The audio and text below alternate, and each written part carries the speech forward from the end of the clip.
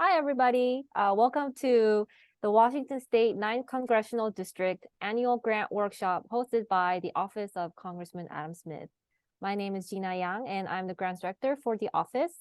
We're excited to have you all joining us and hope this will be informative for you. We will provide information on where and how to find federal grants and what resources are available to nonprofits and community-based organizations. We will also have guest speakers from federal agencies, state, and local governments.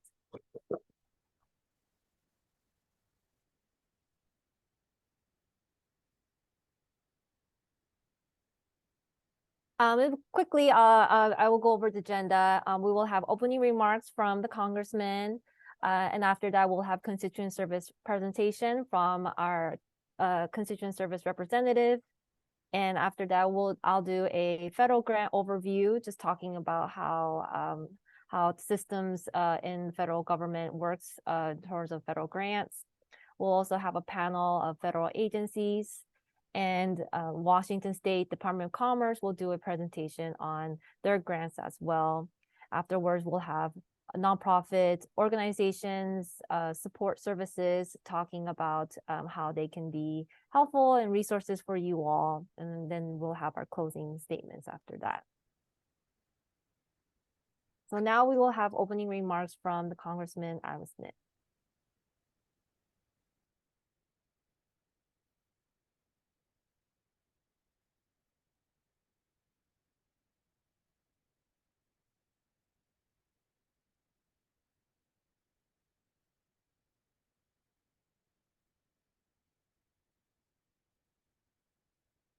Hello, I'm Adam Smith. I'm the Congressman who represents the 9th District of the state of Washington. First of all, I want to thank Gina Yang for setting up this grants workshop, and I want to thank all of the community-based organizations and nonprofits for participating, and also the federal agencies who are participating as well.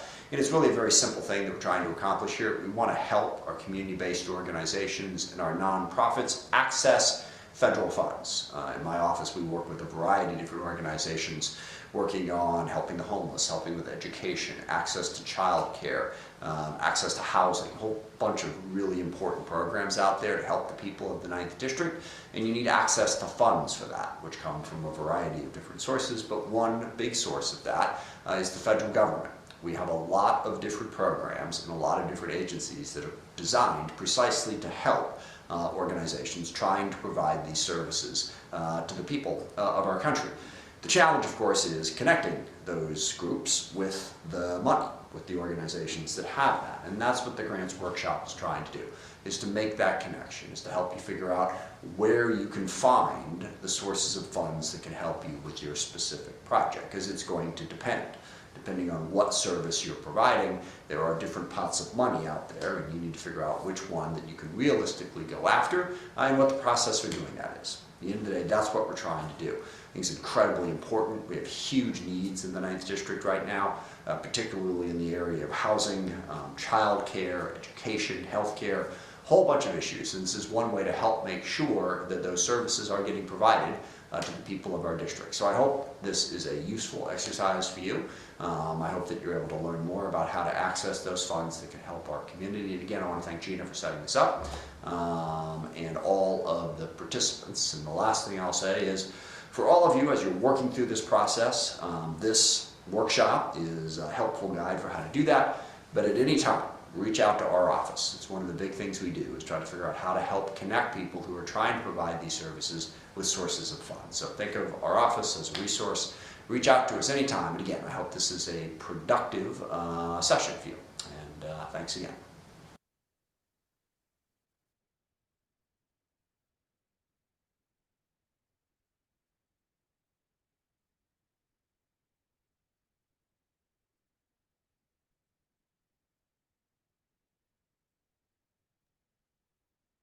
Thank you, Congressman, for your remarks. And now I'd like to introduce my colleague, Keeling Bessemer, who will provide information about our office services. Thanks, Gina. Let me share my screen really quick.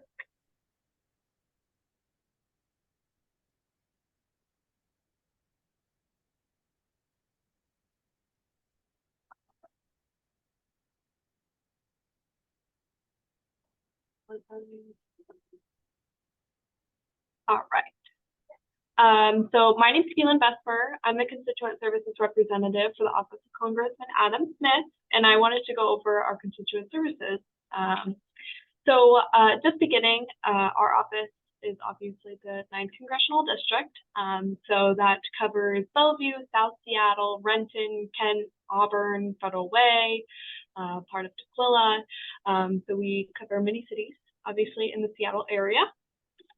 And as for constituents, that can include any local governments, businesses, community groups, nonprofit organizations, and of course, individuals. So some of our constituent services that we provide in our office is a military academy nomination. So if anybody is interested in going to a military academy, they need a congressional nomination, and our office can assist with that. We also do the art competition, which is for like high school students who are interested in the art area. They can actually have their art hung in the Capitol. So we also do our Congressional App Challenge. So that's more of a coding side, and they can enter the app challenge. We do internships in both our district offices and our DC offices. So if you know anybody in college, or you don't have to necessarily be in college. So if you have any interest in doing an internship with our office, you are also welcome to do that. We also do Capitol and White House tours. So if you're ever in DC, feel free to reach out to our office, and we can schedule Capitol and White House tours. We also do grants, which of course Gina's our grants director, so which she'll talk more about that later on. We also do flag requests. So I know a lot of people who are veterans. They can ask for a flag. A lot of memorial reasons they do that. And the major constituent service we provide is assistance with federal agencies. So basically, if you have an issue with a federal agency, such as the IRS, Social Security, our office can act as the neutral facilitator between you and the federal agency, and try and get your issue resolved. I will say we obviously cannot force an agency to provide a certain response, but we can ask for consideration on the issue and the details of what your issue is. Of course, if we are unable to provide direct assistance, such as if it's a state issue and or it's a non-federal agency issue, we can provide referral services and or resources for any issue that you may have. So just so you guys are all aware, our jurisdiction is any issue over federal agencies. We also have to abide by all federal laws, rules, and regulations. Unfortunately, our office cannot provide any sort of legal advice. We are the legislative branch, and that falls under the judicial branch, and we can't cross lines there. But we can provide legal resources if you do need that sort of assistance. And then, of course, we don't try to communicate with lawyers. We try to, communicate directly with the constituents. It adds an additional person so it can slow down. So we try to just directly speak with you all. So in order to assist with federal agencies, we do need a privacy release form, which gives our office the consent we need to reach out to the federal agency on your behalf. And again, we try to stay away from speaking to third parties, such as attorneys, just because, we try to, cut another middleman out of the conversation, but we can, if you are wanting us to, you just need to provide us that consent in the privacy release form. So just a brief overview of what our privacy release forms look like. The first one's our office privacy release form, and then if you have an immigration-specific issue, those two other forms are the ones that need to be filled out as well. So what federal agencies we can assist with, basically any of them. Here are a few examples of what falls under my portfolio. So I get a lot of IRS cases, Social Security cases, VA issues, passport issues, small business administrative issues, the Postal Service issues. So those are the main ones, but as you can see here, any issue that you may have with federal agency, our office can assist with.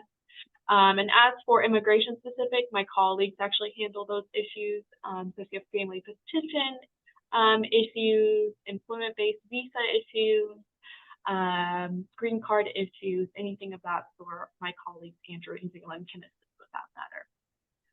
And so I'll leave this up for a second. If you have any issues that you need direct assistance with, feel free to email any one of us and we'll get you connected with the right people and get you have you fill out those forms.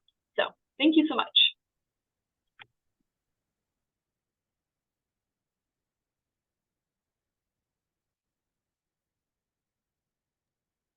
Thank you, Keelan. If there's any questions for Keelan, now will be the perfect time to ask her. If not, we will move forward with the presentations.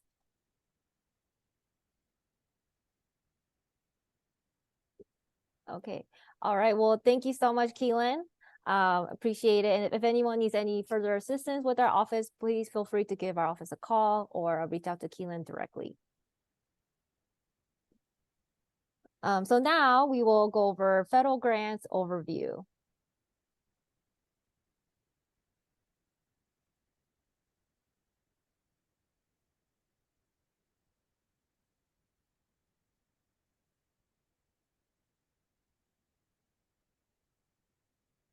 So this presentation is for those who are new to federal grants, and we'll be providing basic information and awareness on how federal grant works. So what is grant? A grant is one of the government tools for funding ideas and projects to provide public services and stimulating the economy. These grants fund a wide variety of activities, including innovative research and recovery initiatives. So fun fact, for fiscal year 2023, Washington State obtained total $83.4 billion, and then $29 billion is what is from the federal grants. For our 9th Congressional District, we received $488.73 million.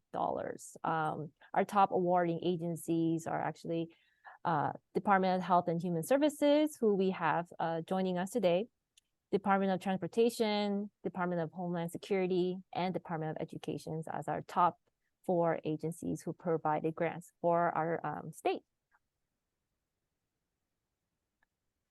So who is eligible to apply for federal grants? Can be governments, and that includes state, city, township, special districts, and Native American tribal governments. Educational institutions that include independent school districts, public and private institutions of higher education. Public housing authorities and nonprofits, organizations with or without 501c3, and businesses and individuals. So however, eligibility depends on grant programs. So most grant fundings opportunities are for government and organizations, not much towards businesses and individuals. But for businesses, an example would be the research and development grants, and is also known as SBIR. And for individuals, Pell Grant, for those who are attending colleges, that would be an example of federal grant. So I know some folks that had questions about religious groups. So church, mosque, and synagogue may be eligible, but the services must be offered to entire community. So as long as the funding from the federal grant, the services is for the public, it looks like they may be eligible for it. So according to Congressional Research Services, most federal grants go to state or local governments. And that type of grant is called formula grant.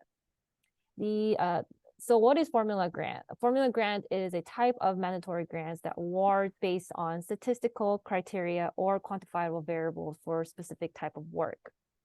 The authorizing legislation and regulation defines these statistical criteria and amount of funds to be distributed. So the term formula refers to the way the grant funding is allocated to recipients. So this includes large block grants, and that can be sub-awarded. So block grants refers to grant programs that provide federal assistance to broadly defined functions, such as community development or social services.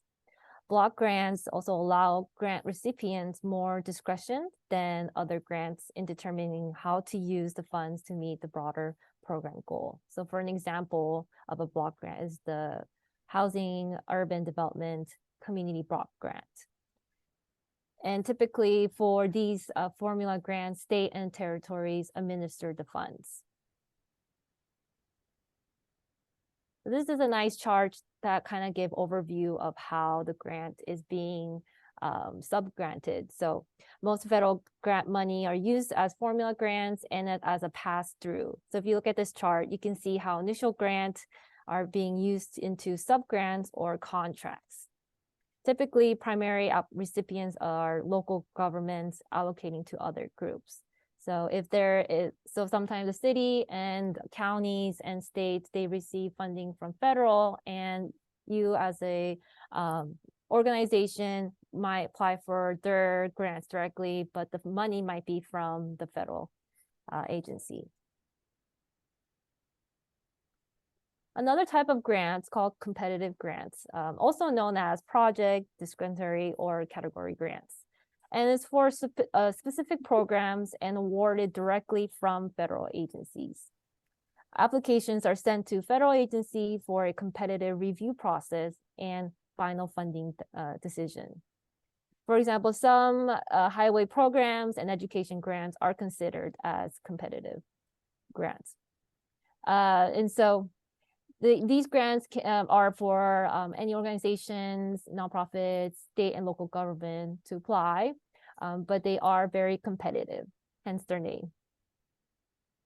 I do wanted to talk about three major federal laws that bring huge fundings to U.S. In the past year and in the future as well. And so Bipartisan Infrastructure Law, BIL, also known as Infrastructure Investment and Jobs Act, provides the largest ever federal investments in broadband, transportation, clean energy, environment, and more as a historical opportunity to rebuild and reinvest in our railways, public transit infrastructure, and the safety of our transportation system. It was signed into the law on November 15, 2021 by President Joe Biden. It further reauthorized federal surface transportation programs for 5 years and invests billions in transformational projects that will create good paying union jobs, grow the economy, and make our transportation system safer and more resilient. These funds will be dispersed through several mechanisms through formula funds, competitive grants, and tax credits. And so an example of a competitive grant from BIL is Bridge Investment Program. Its goal to replace, rehabilitate, preserve, or protect some of the nation's most important and economic significant bridges. An example of a formula grant from BIL is Bridge Formula Program. It provides funding to states to replace, rehabilitate, preserve, protect, and construct bridges on public roads. In addition, the program includes a 15%, which is exactly $4 billion, set aside for off-system bridges. These are bridges often owned and maintained by cities, counties, and towns, and typically located on roads normally ineligible for federal highway funding. Inflation Reduction Act, IRA, provides billions to expand government procurement and investment in clean, lower carbon construction materials and products, expanding the market for these crucial materials. The IRA was signed into the law on August 16, 2022 by President Biden. Like BIL, these funds will be dispersed through a number of mechanisms, including federal grants, loans, and tax credit. An example of IRA grant is Climate Pollution Reduction Grant. The Environmental Protection Agency, who we'll also be seeing later today, received $5 billion to provide grants to tribes, states, air pollution control agencies, and local governments to develop and implement plans for reducing greenhouse gas emissions. Another one is Clean Heavy Duty Vehicle Program, also EPA. This program will invest $1 billion to help tribal, state, and local government and other entities offset the cost of replacing heavy-duty commercial vehicles with zero-emission vehicles, deploy supporting infrastructure, and train and develop the necessary workforce. Lastly, CHIPS and Science Act of 2022. CHIPS, short for Creating Helpful Incentives to Produce Semiconductor, and Science Act, invests in America's semiconductor industry, strengthens supply chains, enhance domestic research and development, R&D, capacities, and bolster national security. It was signed onto law on August 9, 2022. For those who may not know what semiconductor is, semiconductor are essential in a host of innovative technologies such as artificial intelligence and advanced communication, which in return are vital to U.S. national security. Other sectors that also rely on semiconductors include electronics, automotive, aerospace, and defense industries. The Act also pursued a host of action to enable U.S. competitiveness, including Regional Technology Hub, or Tech Hub, which actually Washington State is also part of that as well, to help facilitate the development of 20 new R&Ds and economic hubs to drive technology and innovation investment in diverse geographical locations across the U.S. These actions are not only crucial to bolstering America's global competitiveness, but also reinforce the importance of American integrity, ingenuity, and innovation. Department of Commerce is responsible for carrying out the key programs, including semiconductor financial incentives.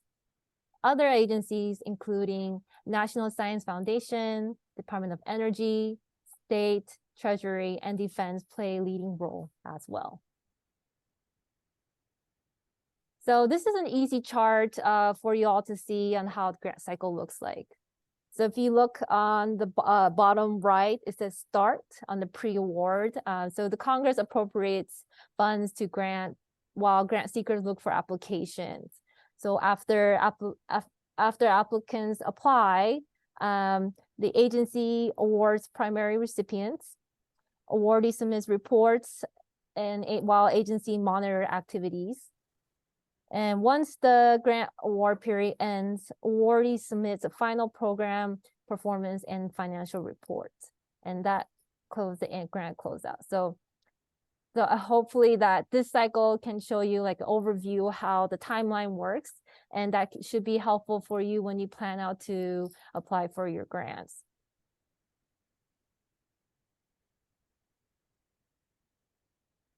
So this is a simple timeline on what folks typically do when they apply for grants. So if you look, they go to the grants.gov Learning Center to see, or other portal training for more information on how to know what program that they should be looking for. You should check to see if you're eligible for that specific grant, because not, like I mentioned earlier, some of them are for formulas or competitive, so not everybody is able to apply for that grant. But you can also search for certain grants that align with your work, and you will have to register at grants.gov, also sam.gov too, which I will go over after this. And once you find an application that grant opportunity that you are open to looking into, you will have to apply through the workspace in grants.gov. And after you submit it, you will have to track to see how your application is doing through grant.gov as well. So how do I register? The organization must register with sam.gov and grants.gov. SAM.gov is a system for war management, is a government-wide registry for organizations doing business with the federal government. SAM.gov centralizes information about grant recipients and provides central location for grant recipients to change organizational information. So you would get your unique identity identifier, UEI, at SAM.gov. It's just a unique number that's assigned to all entities who are registered to do business with federal government. SAM.gov is also for folks who are obtaining grant contracts as well. So it's just a central location, like I mentioned, for folks to have that information with the government. So once you get your UEI, you have to designate a point of contact, and they're known as EBIS, POC, and it just establishes an authority user, and so that with that person, they can create the grants.gov account. And you will have to only use one grants.gov account, but you can apply for several organizations and several different grants as well. For your information, SAM registration must be renewed annually. SAM.gov is managed by U.S. General Service Administration. So if there's any issue you have with them, GSA would be the one that you want to communicate with.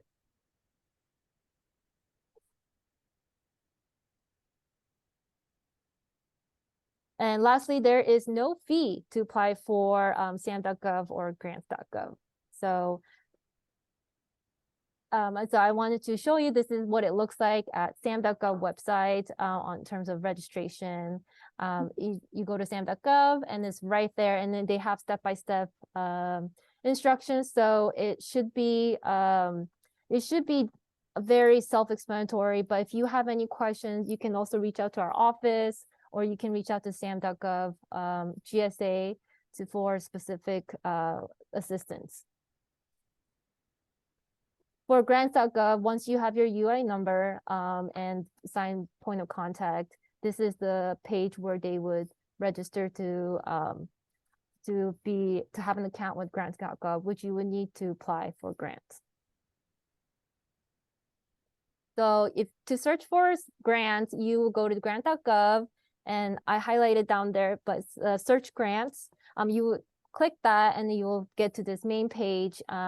And that's where you can find the opportunities of the grants. Sometimes it might be best to go to the federal agency web pages, and they have the grant section as well. And so if there is a particular agency that you work heavily with, I will recommend checking them out and see what kind of grants that they are highlighting. So this is what it typically look like in a grant notice.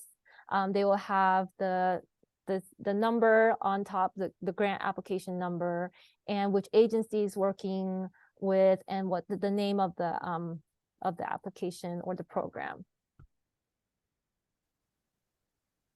So what is Workspace? So this grants.gov Workspace is just a standard way for organizations or individuals to apply for federal grants. It's actually really great in terms of that you can your team members can seamlessly access and edit different form within the application. So in the form can be filled out online or offline, but once you change it to PDF form, it will only capture the form, the data that's once the PDF form is being saved.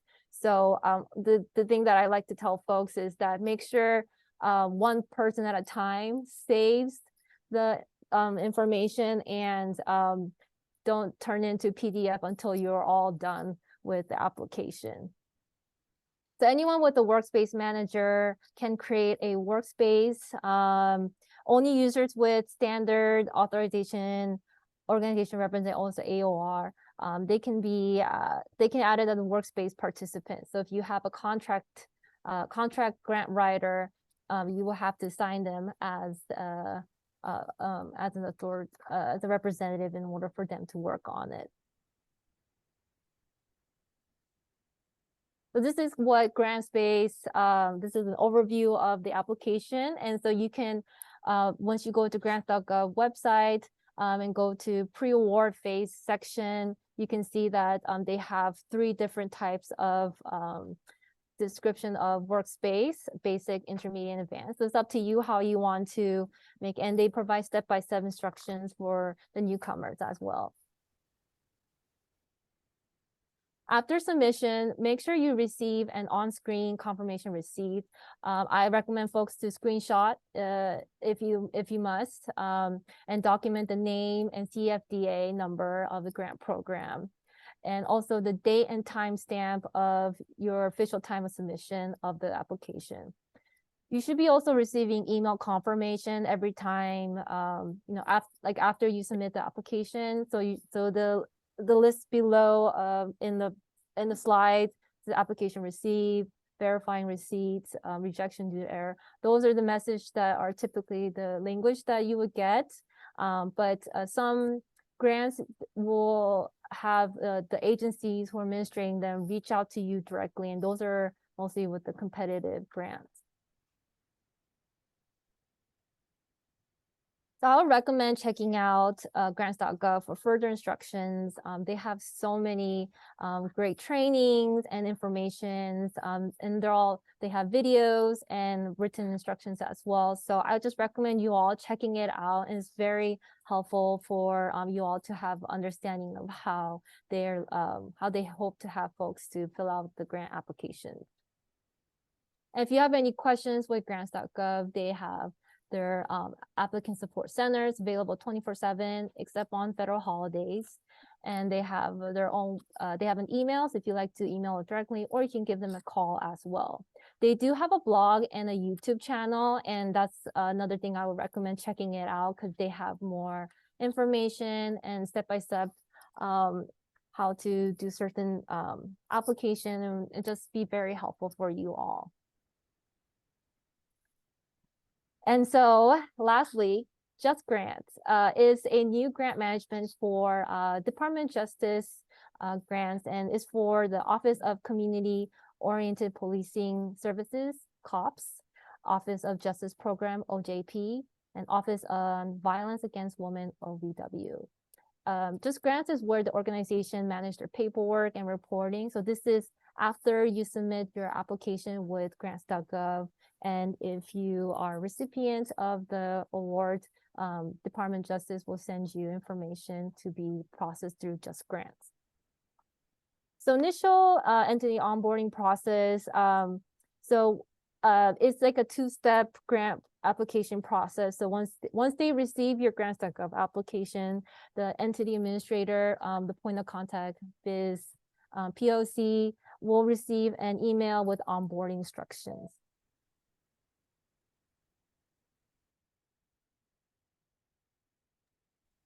So you will need to register with DMID first. It stands for Digital Identity and Access Management Directory. It just ensures that only authorized users can access with Just Grants.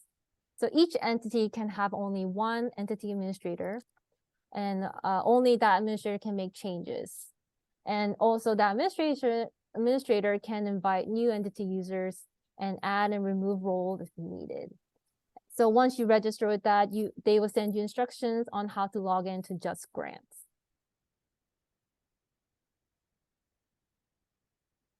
So like I said, Just Grants is where you will complete your Department of Justice grant-related activities. The administrators will assign entity user to specific applications. And so if there's, and also awards as well. So any questions you have, or any processes after you receive the grant, including getting funding or required documents that would need you to submit your, including your reports, that's where you would be submitting on. I just want to quickly just bring this up. Automated standard application for payment, ASAP, is just their electronic system the Department of Treasury and the federal agency use to quickly secure and transfer money to recipient organizations. So just a few questions. What do you do if your SAM.gov registration status is expired or newly activated? So Just Grants only receive information from SAM.gov when an entity registration has an active status. So visit that SAM.gov and use check identity status function to confirm your status. So once your status is activated, Just Grant typically receives information within 1 to 5 days. So my EB's POC did not receive a Department of Justice or Diamond email invitation. So I would check your spam folder and look for the email from Diamond No Reply at usdoj.gov. User may also receive emails from Do Not Reply or OJP at servicenow.service.com. So just double check to see if you received the email. They're in different address, but if you have any questions, please give our office a call and we'd be happy to follow up with Department of Justice as well. My EB POC already associated with an existing entity in Just Grant. An individual user email address can be associated with one entity in Just Grant. For entities that are managed by the same individuals, the user will need to establish and use a unique email address for each entity in Just Grants, or just be removed as a user in existing entity. Lastly, could I sign an alternate EB POC for onboarding? SAM.gov allow entity to identify an alternative EB POC just in case of Just Grant conflicts with the primary SAM.gov POC. Entities may elect to use this alternate POC for initial boarding. So if the alternate POC needs help on how to board, they can contact Just Grant user support with that. Just like grants.gov, Just Grants also have many trainings and resources, and I highly recommend taking a look at that. It's very helpful, and they also have videos too. So I would recommend you all to check that out as well. And this is the contact information for Just Grant. They have their email. So if you have any questions or feedback, you can follow up with them on that. You can also go to their website. That's where the training and resources will be at. And they also do newsletters. And so I would recommend subscribing to that because they do give updates on their upcoming grant opportunities.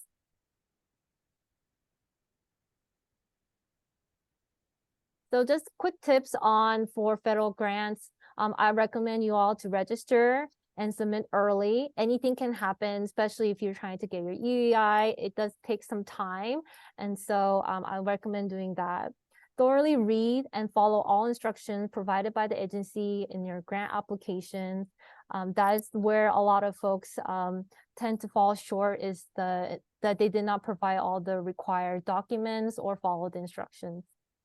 And I would also include your sufficient program and budgeting details. That's something that they would definitely ask as well.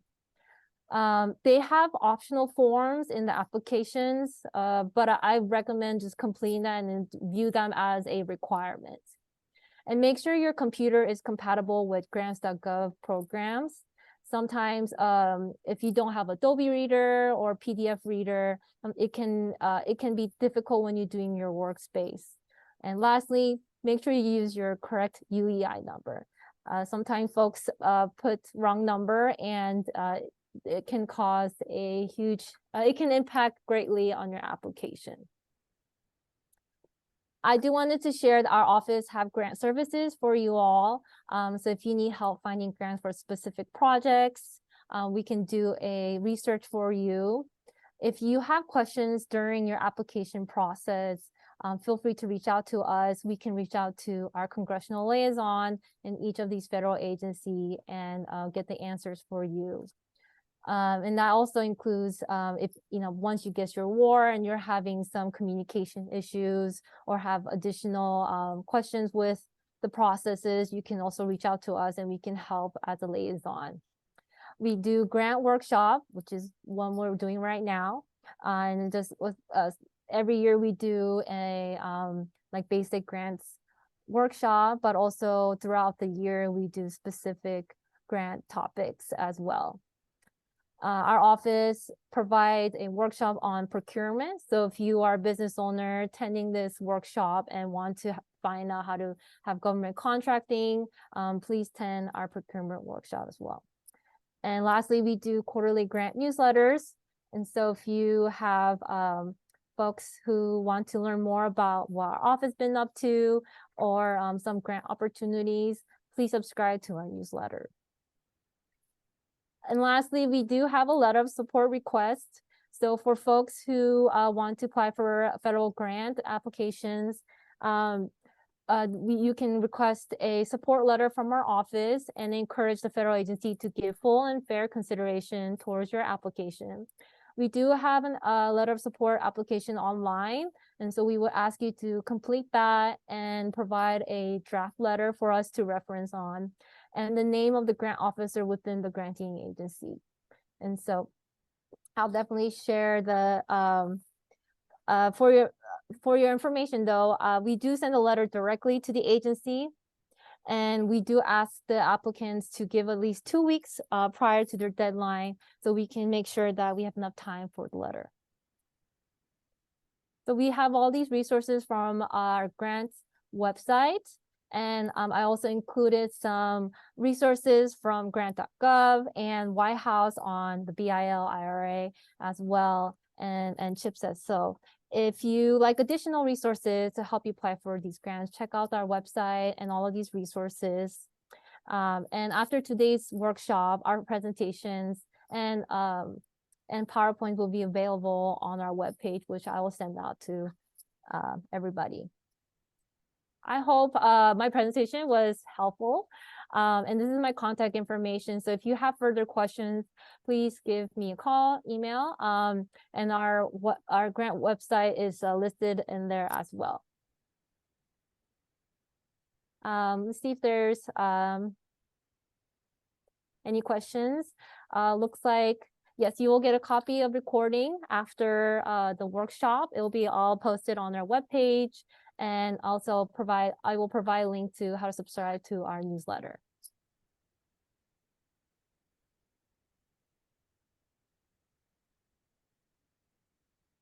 Okay. Now, I would like to introduce our special guest from our federal agencies. And today we have Department of Justice and U.S. Environmental Protection Agency and Department of Health and Human Services. So I would like to introduce you all to Erica Lacey, Outreach Specialist, the Office on Violence Against Women, and she will be presenting first.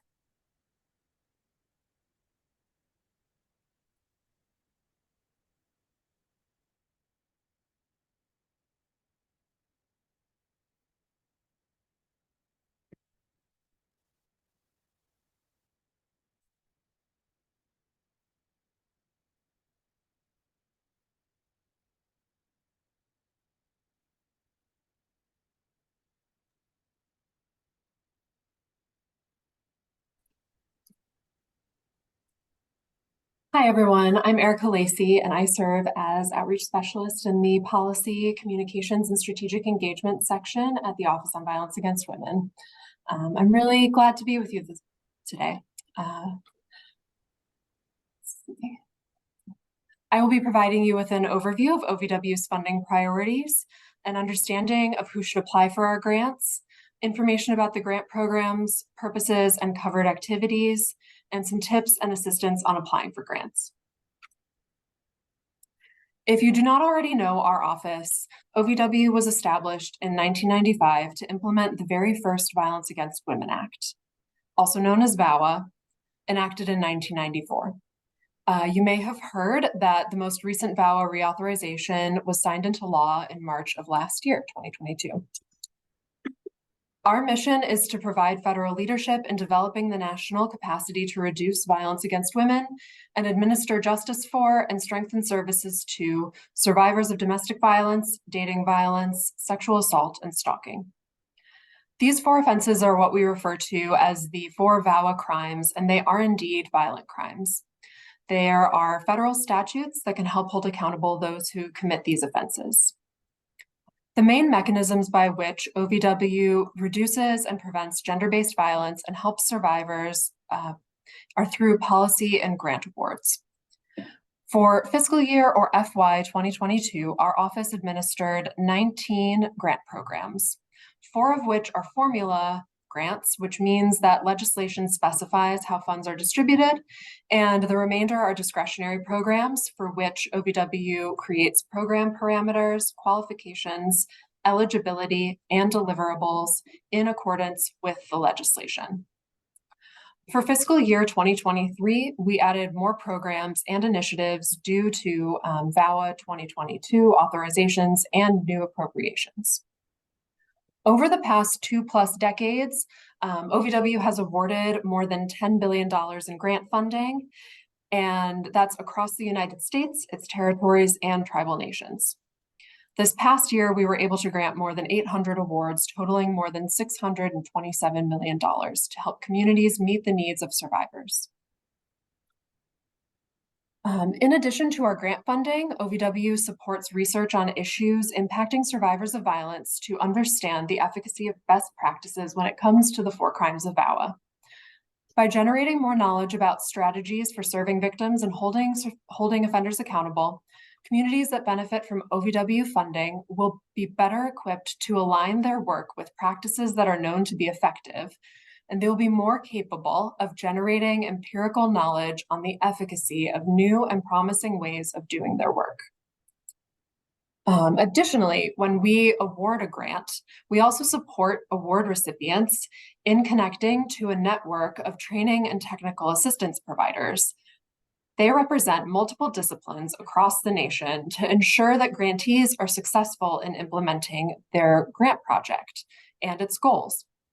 The primary purpose of OVW's Training and Technical Assistance Initiative, or TTA, is to provide direct assistance to grantees and subgrantees to enhance the success of local projects with VAWA grant funds. And last but not least, we have special initiatives that are kind of focused on new and emerging issues. Some examples of that include the National Resource Center on Workplace Responses to Gender-Based Violence. That was a fiscal year 2023 appropriation for $1 million. And then Homicide Reduction Initiative, that was a set aside within our Improving Criminal Justice Responses program, which was a $4 million appropriation from fiscal year 2023.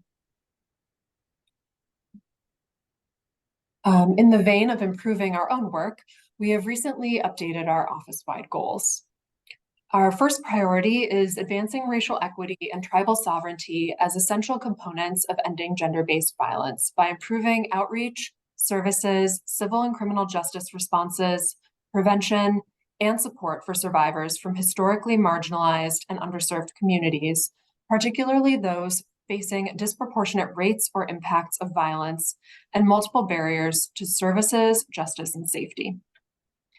Addressing sexual assault in a more meaningful way was raised by many of our staff as being top of mind due to the additional complexities of providing services and addressing trauma for survivors. Which brings me to another key component in ending VAWA crimes: improving and increasing access to justice for all survivors. We know that justice looks different to different people, and we need to meaningfully invest in survivor-centered, trauma-informed criminal justice reform. This means expanding pathways to justice through restorative justice programs, community violence interruption, or through other means that may not involve the criminal justice system. But again, for those survivors who do want a criminal justice response, again, we want that response to be trauma-informed and victim-centered. We also aim to expand economic justice and financial advocacy for survivors. Addressing economic justice is necessary to support survivors and reduce further violence. And promising research shows that economic justice may even be used as a tool in violence prevention. I will now go over our grant programs and OVW's special focus on underserved populations, sexual assault survivors, and tribal communities, in addition to providing tips on how to apply for our funding.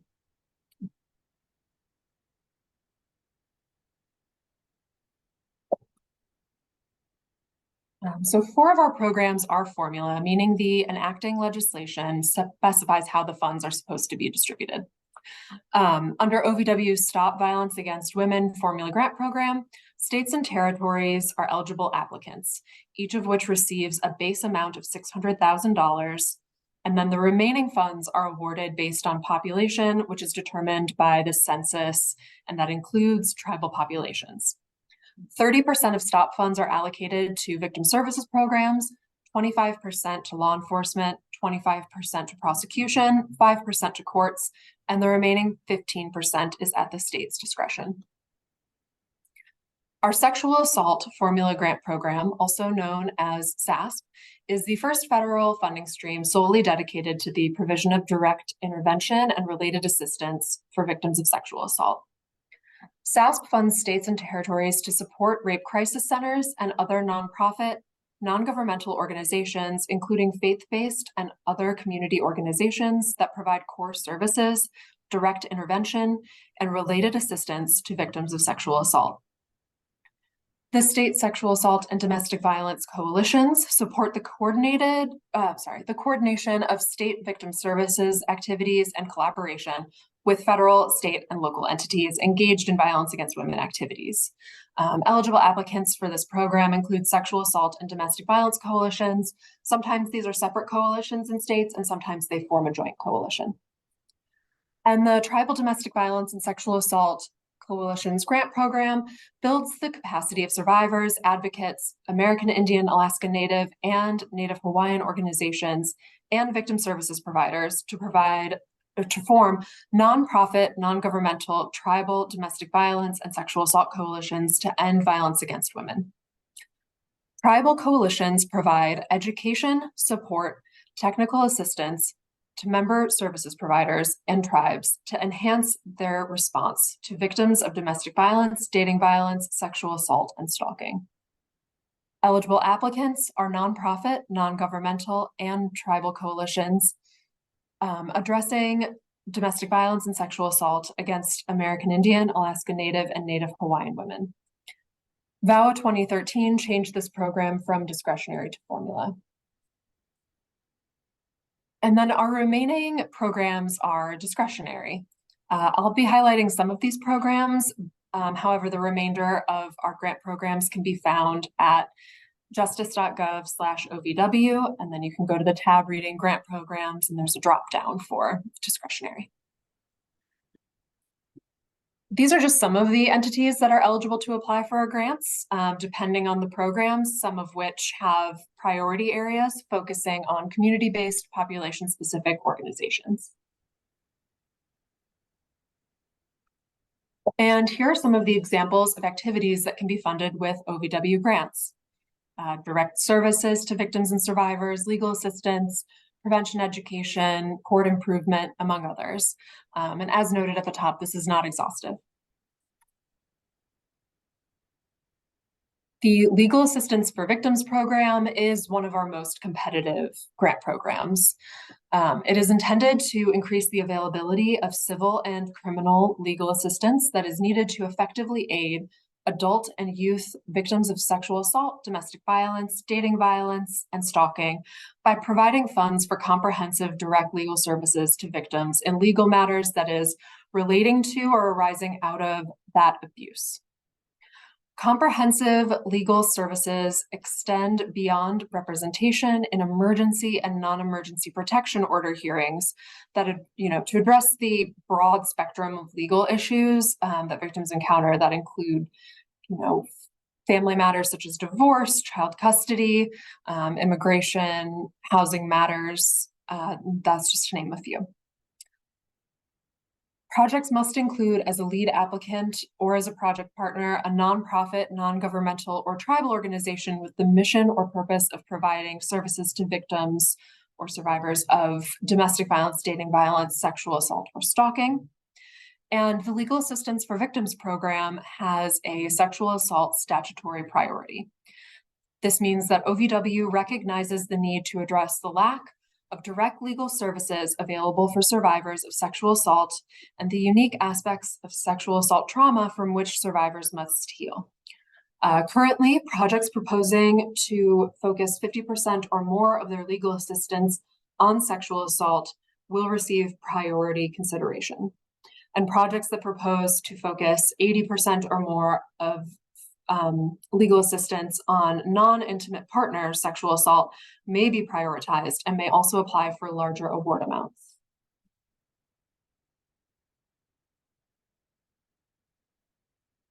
Transitional housing is another one of our more competitive programs. This program supports projects that provide 6 to 24 months of transitional housing with support services for victims who are homeless or in need of transitional housing as a result of sexual assault, domestic violence, dating violence, or stalking, and for whom emergency shelter services or other crisis intervention services are unavailable or insufficient. This program can also have required partnerships. A state, tribe, or unit of local government must partner with a victim service provider and housing provider. A nonprofit housing provider must partner with a victim service provider, and a nonprofit with a history of providing services for victims of the VAWA crimes must partner with a housing provider, homelessness coalition, or a provider serving low-income households. This program also has a priority, and this one is for underserved populations. So OVW will give priority consideration to projects serving underserved populations who are victims of the 4 crimes. And this term, underserved populations, means populations who face barriers in accessing and using victim services, and includes populations underserved because of geographic location, religion, sexual orientation, gender identity, underserved racial and ethnic populations, and populations underserved because of special needs, which include language barriers and disabilities. So, tips for how to apply. Start thinking about your application early. Connect with your internal and external partners early and often, especially if there's a memorandum of understanding, support letter, or documents demonstrating authority to apply required with your application. MOUs or letter of support, those must be current and signed. Old or unsigned ones will not satisfy solicitation requirements, and if submitted, may result in your application being rejected at the basic minimum requirements stage, which comes before peer review. It's critical to ensure that your registrations are active and up to date, which are at the top here. So that's sam.gov, grants.gov, and Just Grants. If you need to create or renew your SAM account in particular, that one you must start at least a month before the solicitation's grants.gov due date to ensure that you are well positioned to apply. We recommend reviewing the Just Grants training resources on the entity user roles so that you know who needs to do what when it comes to the application process, as well as the Just Grants training resources on application submission. And these can be found at that link up top, justgrants.usdoj.gov. And then we also recommend reviewing the OVW How to Apply resources, which is the link at the bottom of the page. So justice.gov/OVW/how-apply. This includes tons of information, including open and closed solicitations, the solicitation companion guide, sample and template application documents, and so much more to help you prepare a competitive application for our funding.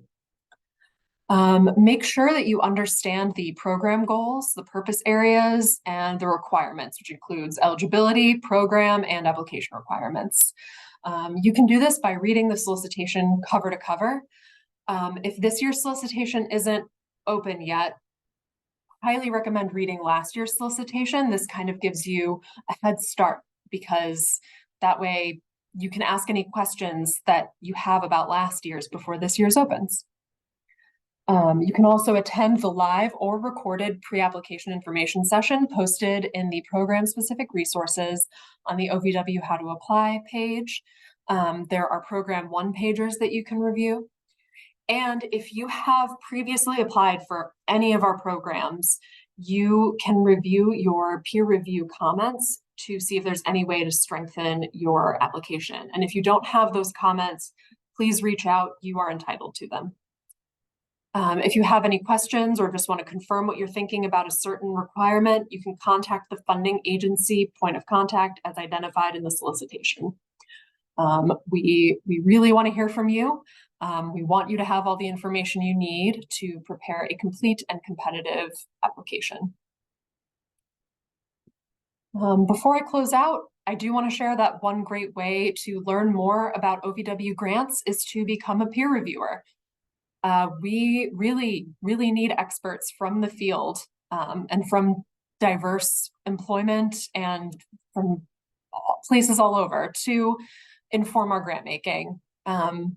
As a pro tip, when you serve as an OVW peer reviewer, it can give you better insight on how to craft future applications and understand our funding priorities.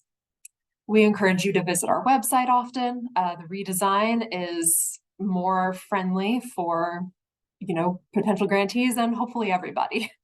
And we advise you to join our mailing list to receive notices when grants are released. That can also be found on our website. And of course, you can check us out on social media. Those links are right here. If you have any questions about the programs we shared today, my contact information is here. It's erica.m.lacey@usdoj.gov. Thank you. Thank you so much, Erica. Now we will have U.S. Environmental Protection Agency. We have Kat Compton, Region 10 Climate Coordinator, and Derek Terda, Environmental Justice Senior Advisor.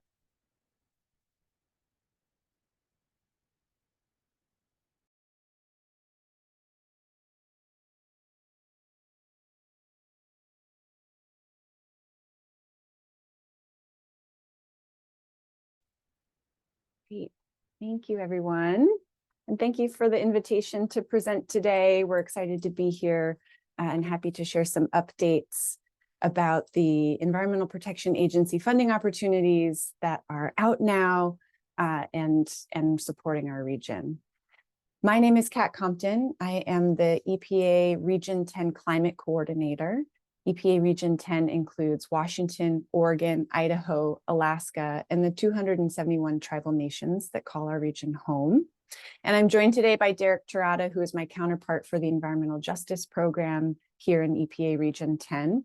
We're both based out of the Seattle, Washington office, and happy to be your local contact as we move through these grant opportunities.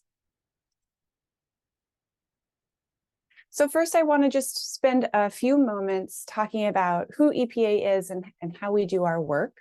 Our mission is to help protect human health and the environment. And one of the big ways that we do that work is to support communities, local governments, and state governments through grant awards. And so this just shows some of the ways in which funding flows into our communities across the region. There are some opportunities that we'll call direct funding. These are funds that go to community-based organizations, nonprofit organizations, and Derek Terada will speak a little bit about that later on in the presentation.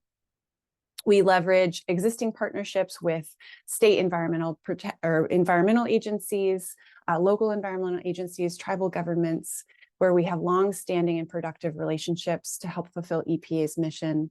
And some of these funds through the Inflation Reduction Act will likely flow through those existing partnerships or relationships. And then one of the things that's a bit new for EPA is this, what we're calling the fund the funder model, where we're providing grant awards or assistance agreements to organizations that then will be able to pass those funds through to community organizations and others in an attempt to try to decrease some of the administrative burden on small communities and community-based organizations. You heard a lot about grants.gov and sam.gov, and there are reporting requirements that are quite onerous in some cases for communities. And so this is our effort to provide additional access to federal funds in a way that maybe is a little bit easier for folks to access. It's an exciting time to be at EPA these days. The Inflation Reduction Act is a transformative climate action piece of legislation. And our goal is, through the Inflation Reduction Act, to help the United States reduce our greenhouse gas emissions by 40% by 2030. So we have a lot of work to do. We have big goals. You'll see here on the slide that most of the funding that's coming through EPA, there's about $40 billion through the Inflation Reduction Act flowing through the Environmental Protection Agency nationally. Most of that is coming through these 6 grant programs listed on the slide right now. And what I've highlighted are the 2 programs that Derek and I will talk about more in depth today. But I encourage you, if there are other programs that are of interest to you, please reach out to me and Derek, and we can help point you in the right direction. So I want to spend a lot of time today on the Climate Pollution Reduction Grant Program. This is a $5 billion in total grant program that was funded through the Inflation Reduction Act. It's a 2-phase grant program, and we are well underway through phase 1 already. Earlier this year, we awarded $250 million nationally to help states, local governments, and tribes develop climate action plans. And those planning processes are ongoing right now. If you need help connecting with the appropriate planning process in your region, please let me know. I have some more information about that in the next slide, but I'm happy to help provide an introduction and to get you connected. And on September 20th of this year, we announced the phase 2 Climate Pollution Reduction Implementation Grant notices of funding opportunity.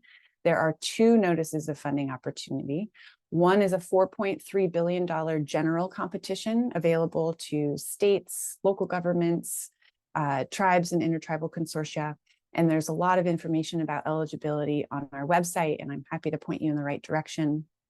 And then a $300 million competition for tribes and territories only to support climate implementation across our region and support really good, innovative, transformative work on behalf of our constituents. In order to be eligible for the CPRG Implementation Grant Program, you first have to be an eligible entity, and I can help point you in the right direction to the website that includes lots of details about eligibility. And you also have to be applying to implement items listed in a plan created by a climate pollution reduction grant, planning grant under phase 1.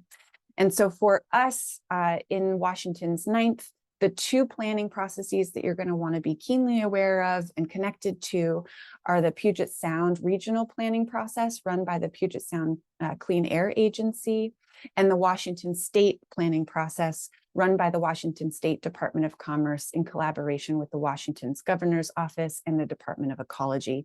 And I've included these links to the planning process websites for both of those organizations for your reference. Again, I'm happy to provide an introduction to get you connected with the right planning process that works for you so that you can maintain your eligibility for phase 2 funds. Through the CPRG program, we are very interested to help achieve that 40% emissions reduction goal that the Inflation Reduction has by 2030. And you will see that this is a key emphasis for many of the Inflation Reduction Act grant programs that are coming from EPA. There will be a heavy emphasis on GHG emissions reductions. And so it is no surprise to any of us that that's the top #1 goal of the CPRG program, to implement ambitious measures to achieve significant cumulative greenhouse gas reductions by 2030 and beyond. So really start thinking about various projects that would help achieve that goal through this grant program. We'd also like to see those benefits and co-benefits go into communities that haven't maybe necessarily seen investment in the past, particularly low income and disadvantaged communities. So as we're thinking about the way in which EPA invests in our climate action, we are absolutely taking an environmental justice approach and looking for ways to support our environmental justice goals along with our climate action goals. We're looking to complement other sources of funding. And so some of the resources that you've already seen today are great resources to search for complementary sources of funding that can help leverage and amplify the work we're doing under the CPRG program.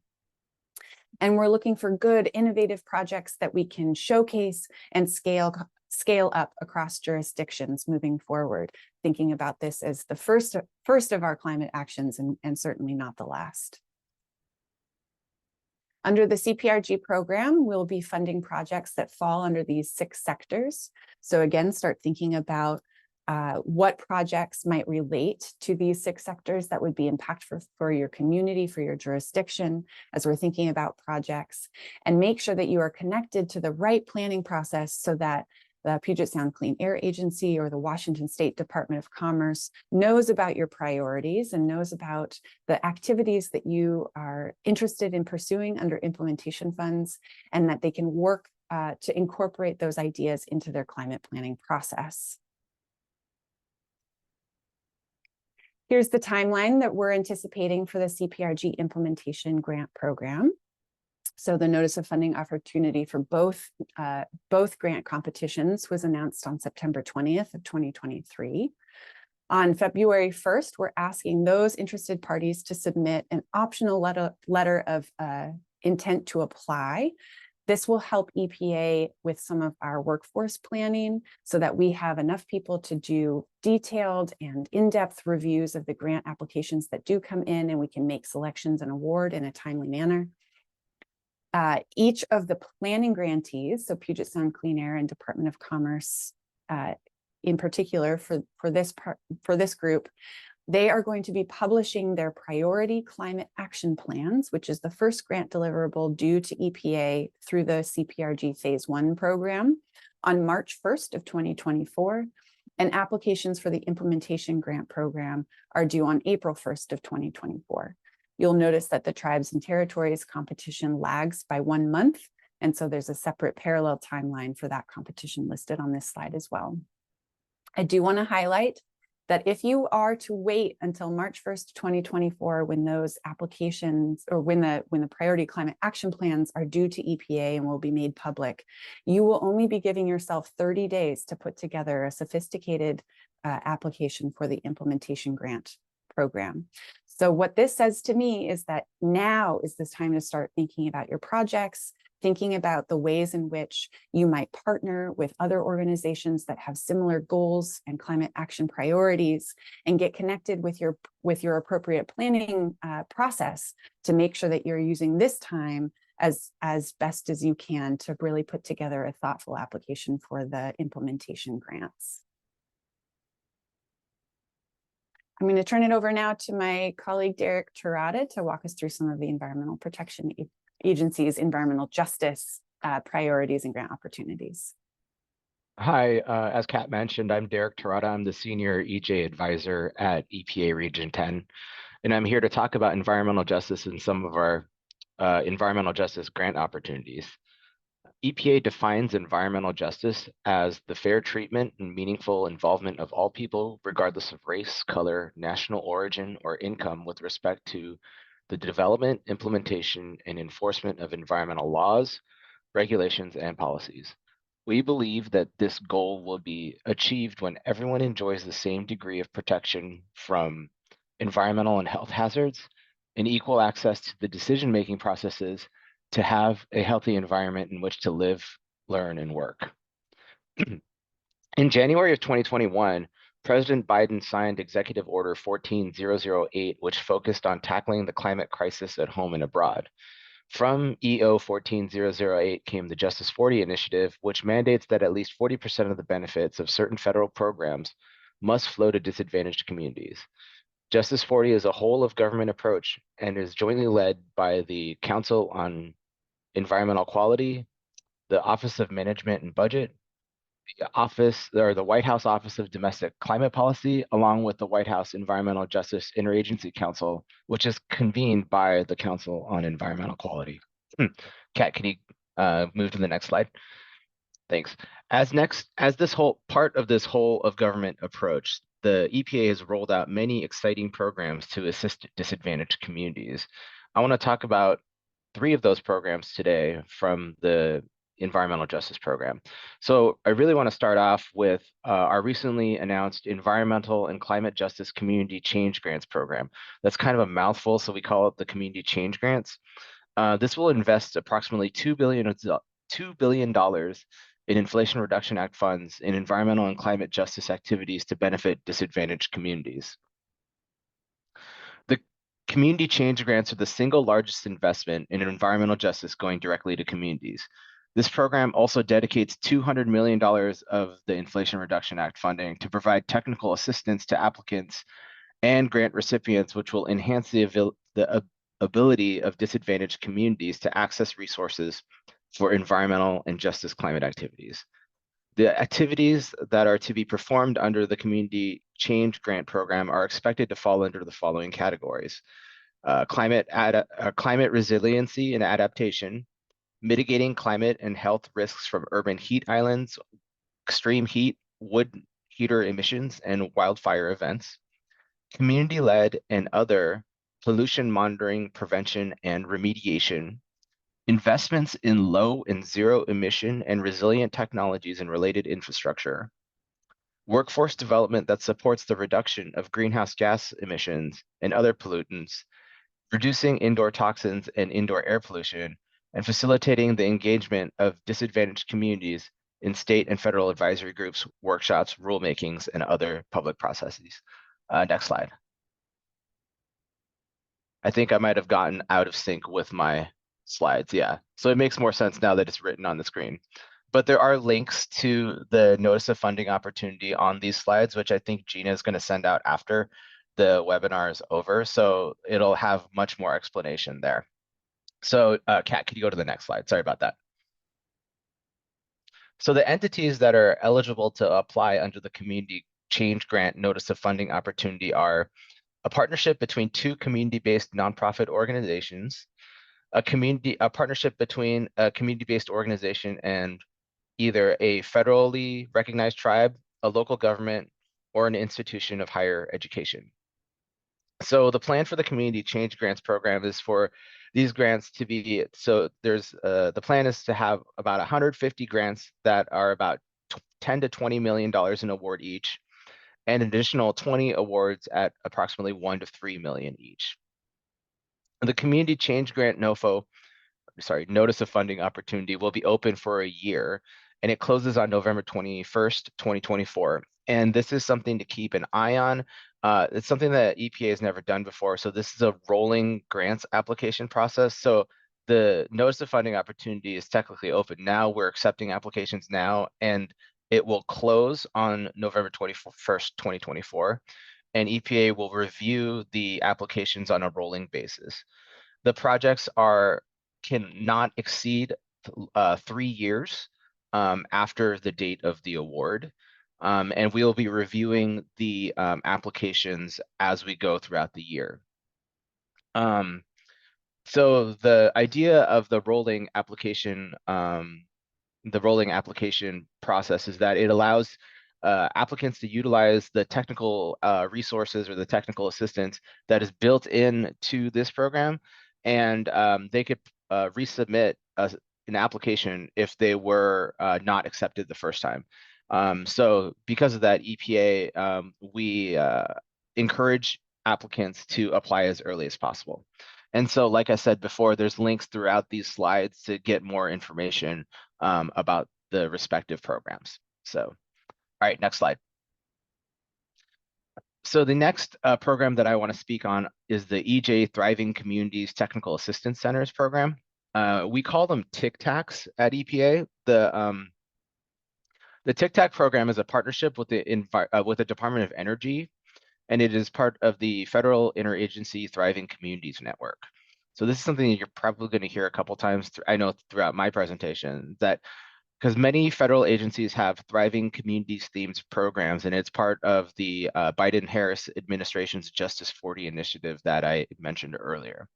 So the TIC-TAC program is a $177 million 5-year program to stand up technical assistance centers to provide training and capacity building support for tribes, community organizations, interested parties, and community partners with environmental justice concerns. So Region 10, which is Washington, or the EPA Region 10, which is Washington, Oregon, Idaho, Alaska, and the tribes within are lucky to have 2 TIC-TACs, one based out of the University of Washington and the other the Willamette Partnership, which is based out of Portland, Oregon. So what exactly do the Tic Tacs do? So we like to think of them as tutoring centers for EJ and energy justice related funding opportunities, with the ultimate goal of increasing access to federal and other funding opportunities related to EJ and energy justice. Tic Tacs are intended to build community capacity from the ground up, which is something that our environmental justice program has heard that is needed from the community for years. The Tic Tacs will provide grant writing assistance to strengthen applications for environmental and energy justice related funding. They will assist organizations in managing federal grants. They'll help organizations identify funding sources to apply for assistance, and this includes federal, local, and private philanthropic grants and other opportunities. They'll help organizations navigate government grant systems such as SAM.gov and grants.gov. Will help develop partnerships and coalitions addressing energy and environmental justice issues, and assist in community engagement, meeting facilitation, and translation and interpretation services for limited English-speaking participants and communities. So the University of Washington's Technical Assistance Center is already open and available to work with communities, and the Willamette Partnership will launch early in 2024. And like I said before, the links to the general program are on this slide, as well as the links to the specific Tic Tacs in Region 10. All right, next slide. So finally, I want to finish off with talking about our EJ Thriving Communities Grantmakers program. It's kind of a mouthful, so we call this one just Grantmakers. And it's part of the EJ Thriving Communities Network that I mentioned earlier in the presentation. So Grantmakers is a Fund the Funder program that Kat described earlier in the presentation as well. And Grantmakers will design and manage the new EJ Thriving Communities Subgrants program in collaboration with EPA as a pass-through sub-award program. So it is an award of 11 three-year cooperative agreements funded at $50 million per cooperative agreement. And of that $50 million, 80% of the money will be passed through into the sub-award program. The goal of the program is to reduce the burden of applying to federal grant applications and to increase efficiency of getting federal funds into the hands of communities. So while this one isn't standing up a grant program immediately, this is a program that you should definitely keep an eye on because it will lead to smaller chunks of money for other grant programs. And so the link to this program is also on the slide, but I encourage you to join EPA's email listserv about environmental justice grant opportunities, and that link is on this slide as well as the slide at the end. And I think that's it for me. And so this is our some of the links related to Kat's presentation, as well as Kat's contact information and mine. So if you have any questions about any of the slides that you see here, feel free to reach out to us. And I think that's it for us. Thank you so much, Derek and Kat, for your presentation. Appreciate that. And if folks have any questions, please put them in the Q&A and we will answer them after all the agencies present. So now our next presenters are U.S. Department of Health and Human Services.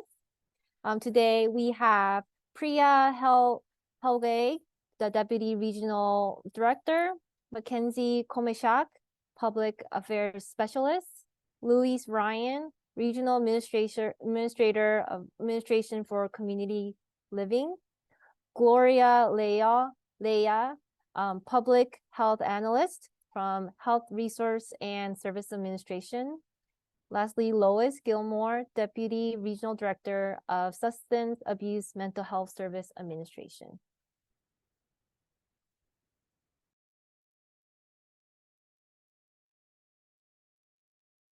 Hello, everyone. This is Priya Helwig. Thank you so much, Gina, and thank you to Representative Smith for putting together this really important community event. as Mackenzie's running our slides, so we'll get those up and running, but I'll just go ahead and start. On behalf of Secretary Becerra, Secretary of Department of Health and Human Services, I'd really like to thank the Congressman and thank you all for inviting us here today. The mission of HHS, which I'm pretty sure you're all familiar with, but is really to enhance the health and well-being of all Americans. And our goal is that every American has access to affordable and high-quality health care.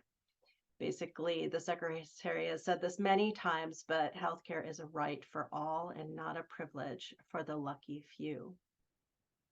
However, no entity, even as big as HHS, it can do this alone. And the one thing that we know is that the work of our community partners and on the ground folks is critical to ensuring the success of these programs.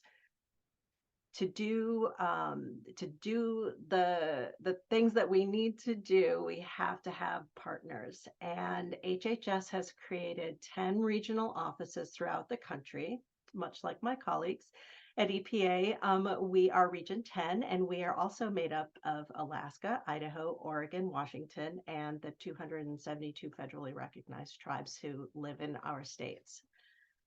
The regional office ensures that the department can maintain close contact with the states, local folks, and tribal partners to address the needs of the communities and individuals that we serve. Let's see, I think the next, I'm not sure how the slides Are you able to see the slides? Yeah, we can see them, but they're still in Okay. non-presenter format, but I think that's okay. Can you go to Okay. slide 3? Yeah, sorry, it is on my end. I'm not sure what's happening. No worries. I think everyone can see it. It's just fine. So if you can highlight slide 3, that would be awesome. Yes. Otherwise, it's just fine. I could just keep talking. Sorry, I think I'm on slide 3, but it might take a while. Okay, no worries. We ensure that HHS policies and initiatives and services best reflect what's needed by the states and communities and provide outreach, education, technical assistance to our community stakeholders who are really at the center of everything that we could do. And I can't stress that enough, especially for the regional office. These relationships with all the folks that are here on the phone and with our elected representatives who understand what the constituents need and want is critical to the work that we do in the regional office. We can go to slide 4, Mackenzie, but I know it's taking a little bit. Anyway, currently HHS is really trying to move towards an illness care or move from an illness care system to a wellness care system. So that is our priority, and we do that with 3 prevailing kind of buckets of work. One is equity, which permeates everything that we do. Behavioral and mental health, and I'm sure you've heard the Secretary and the President talk about this as high priority. And then also making lowering costs and increasing accessibility for all Americans, and then preparedness. We have many examples, including the Inflation Reduction Act was a key legislation that helped us provide lower prescription drug costs and free vaccines and capping out-of-pocket costs for Medicare beneficiaries. We've been working pretty closely with the states to renew, to help constituents renew Medicaid and make sure that they get the health coverage that is right for them. And a final example that I really love to mention because it's so important is the 988 crisis hotline. And this is in all our states, and there are special lines for veterans, Native Americans, and maternal health. And that is one of the key programs that receives HHS grants. So between the 11 operating divisions at HHS, we award over $172 billion in grants to state governments, nonprofits, public and private organizations, large and small businesses, and in turn, those entities sub-grant to local organizations. But really, again, I mean, you have the knowledge about the social and human services needed for these communities, and our role is to help expand the local capacity so that you can successfully compete for federal funds and contracts. And of course, mechanisms which we do that are information sessions like this, and we also have training programs and assistance at various levels, either online or at the request of folks who need specialized assistance. So our regional office has leadership from most of those operating divisions. And we have here today, as Gina mentioned, the Administration for Community Living, the Administration for Children and Families, the Health Resources and Services Administration, and the Substance Abuse Mental Health Services Administration. And I will turn it over to these colleagues to describe their programs and opportunities. But really, again, there's no wrong door, and our community partners, and you can contact us for help with any of the information that you need. So our first agency is the Administration for Children and Families, and Mackenzie Komishak from my office, the Office of the Regional Director, is going to present for Jody Becker. Jody is the Regional Administrator for ACF, but she couldn't be here with us today. So I will turn this over to Mackenzie, who can talk about a little bit about ACF, and we'll just move forward from there. Thank you, Priya. Yeah, so I just wanted to make sure, can everyone see the ACF slides? I'm not sure if good, all good. Okay, great. Yeah, so I will just be taking over this section. Basically, so what ACF does is the Administration for Children and Families is an agency in the Department of Health and Human Services whose mission is to promote the economic and social well-being of America's most vulnerable populations and communities.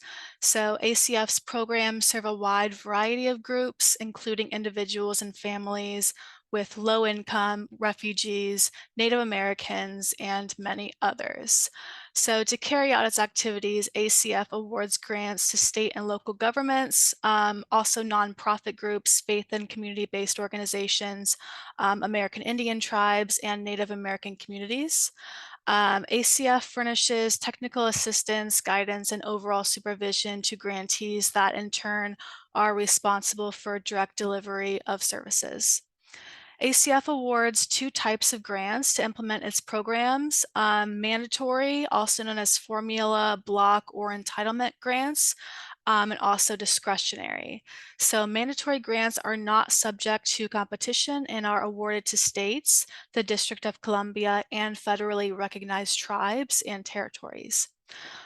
Discretionary grants, on the other hand, allow the federal government to exercise judgment or discretion in selecting the recipient organization through a competitive process.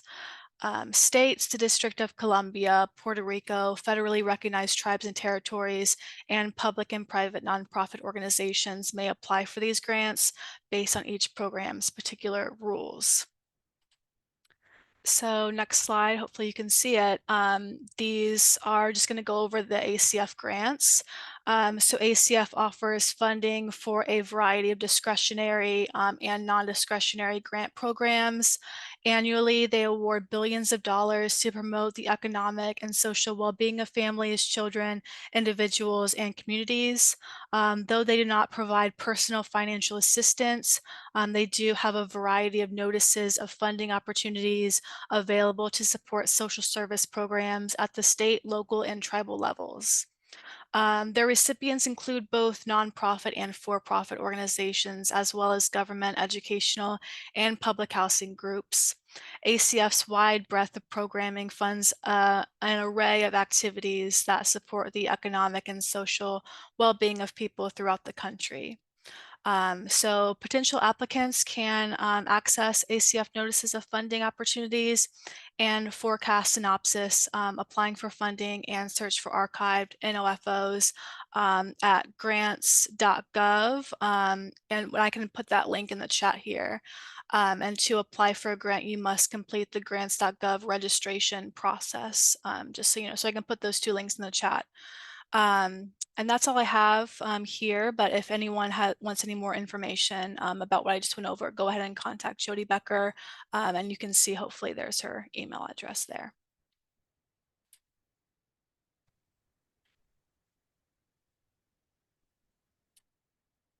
Good morning. I'll just go ahead and get started. My name is Louise Ryan. I'm the Regional Administrator for the Administration for Community Living, and also known as ACL. And our mission is to maximize the independence, well-being, and health of older adults, people with disabilities, and their families and caregivers. And our vision is that all people, regardless of age and disability, are able to live with dignity, make their own choices, and participate fully in society. And go ahead to the next slide. Or am I doing my own slide? Okay. So how do we carry out our mission and vision? And that is through a variety of congressionally mandated programs. And so, for instance, we have elder nutrition programs. You may have heard of home delivered meals, congregate meals, like at a senior center where older adults come and have lunch. We have programs that provide in-home services to help older adults and persons with disabilities stay in their home. Things like in-home care, chore, support for caregivers who may need a break. So respite care, training, and other support for caregivers. We also have elder rights programs, such as the Long-Term Care Ombudsman Program, legal services, and many programs. And there's a list on the PowerPoint of just a few of our programs. Go ahead to the next slide.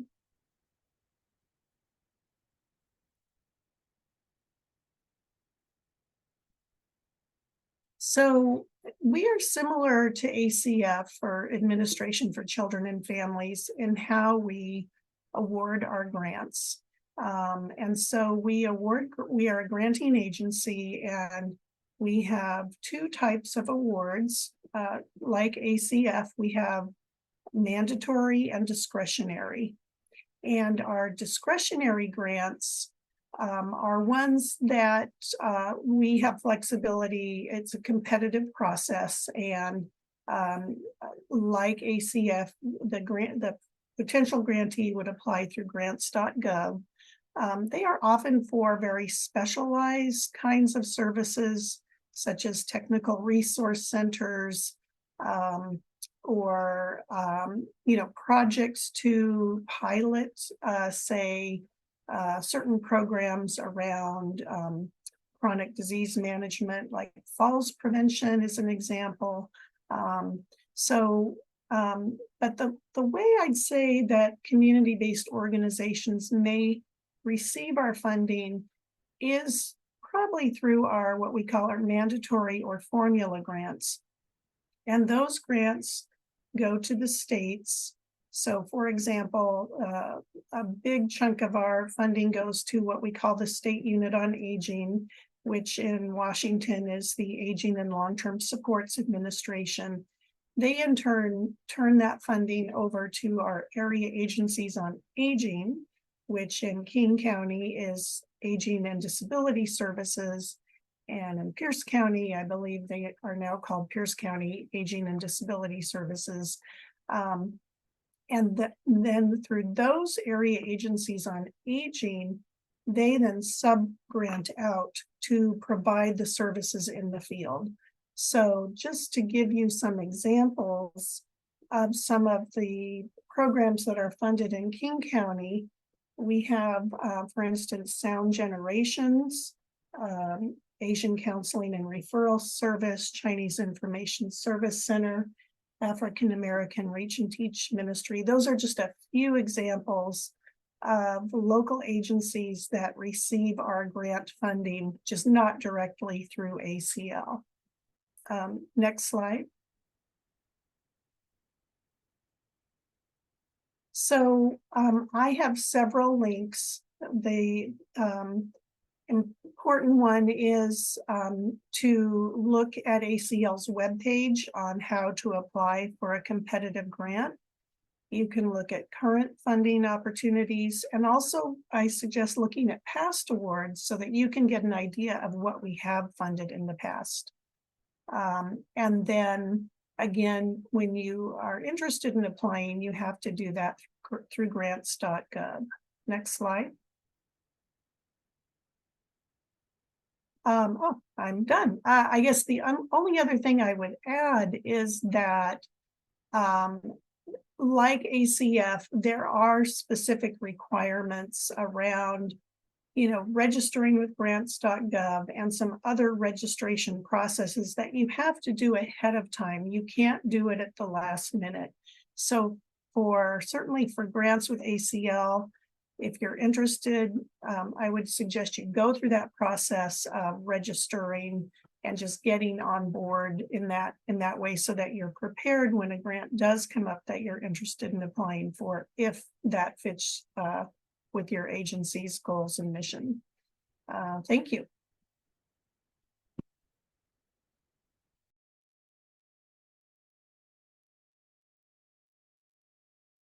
Good morning, everyone. My name is Gloria Laurier, and I'm a public health analyst for HRSA's Office of Intergovernmental and External Affairs here in Region 10. I'm glad to be here with you to share about HRSA and our programs and grant resources during today's workshop. Next slide, please.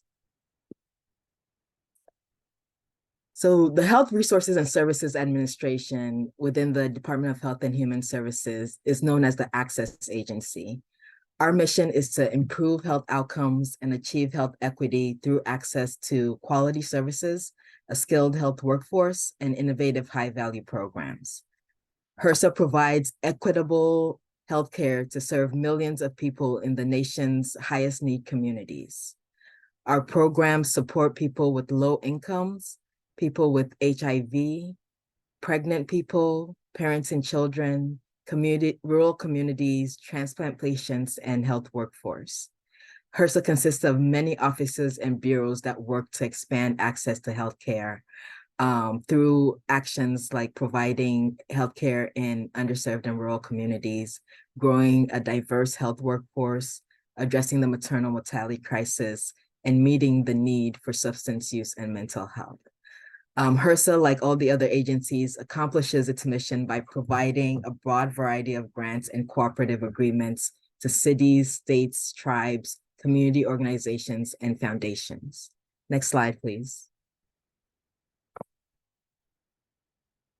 HRSA's grants are also a competitive process, and I would like to highlight some of our current and upcoming opportunities for which nonprofits and community-based organizations are eligible. So the first one I'd like to highlight is the Transition for Youth with Autism and/or Epilepsy Demonstration Project. This project aims to create effective plans for young people with autism or epilepsy who have complex health and social needs. The goal of this program is to help these youth smoothly transition from child to adult services with strong family support and coordination. HRSA expects to make 11 of these awards available, each with an award ceiling of $450,000. The other one to highlight is the Rural Health Network Development Planning Program. This supports 1 year of planning to bring together health care groups, especially those who have never worked together before. The goal is to improve local capacity for better rural health services and coordination.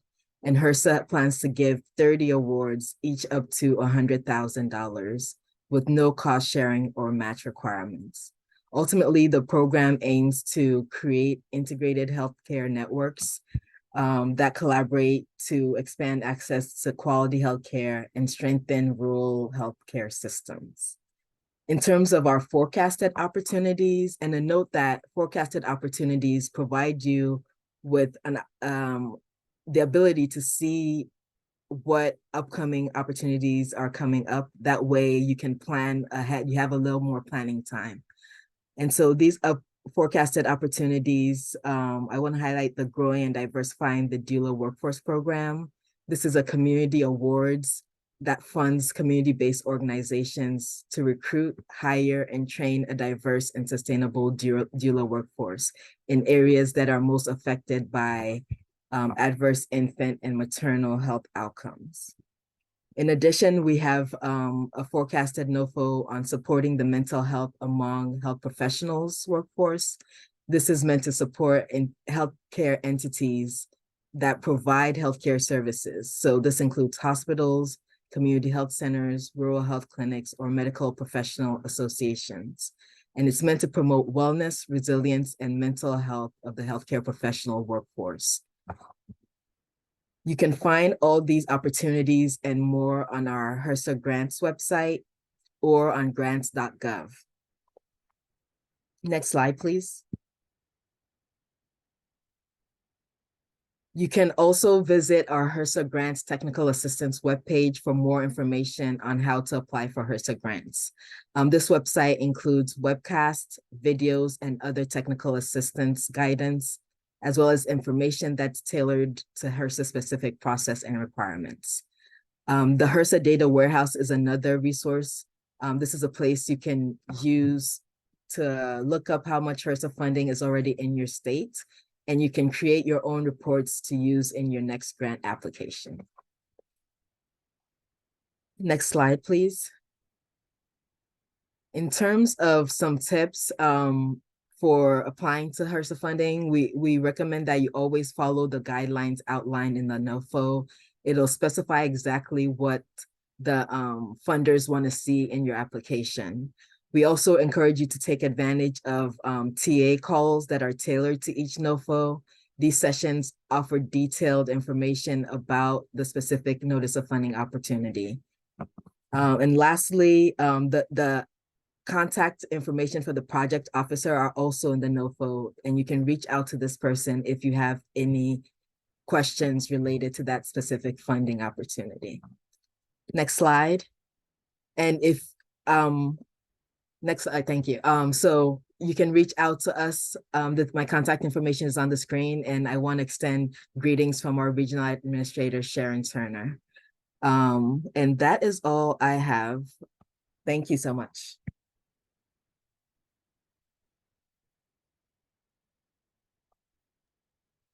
Thank you so much, Gloria, and all the other presenters.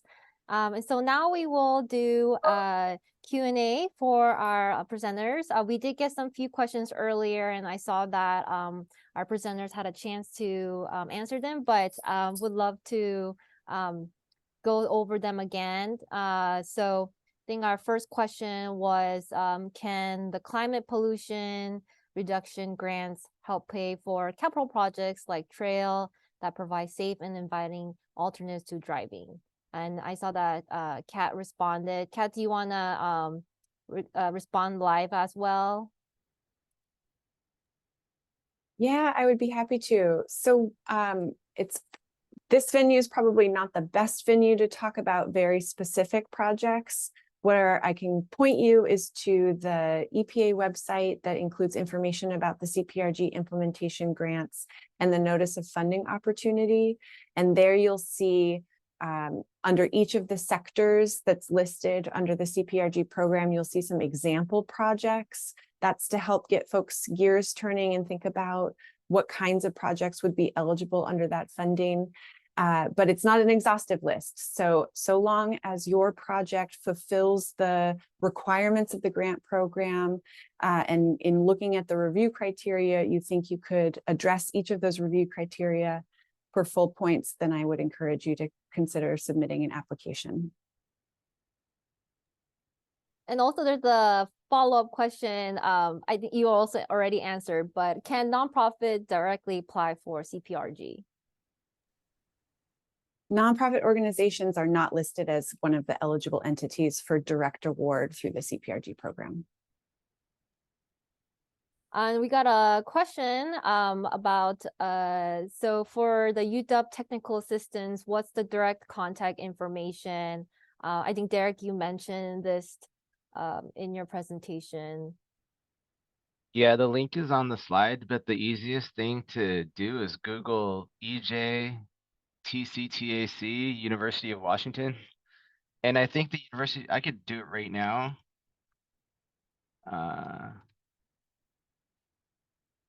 And the University of Washington calls it their Center for Environmental Health Equity.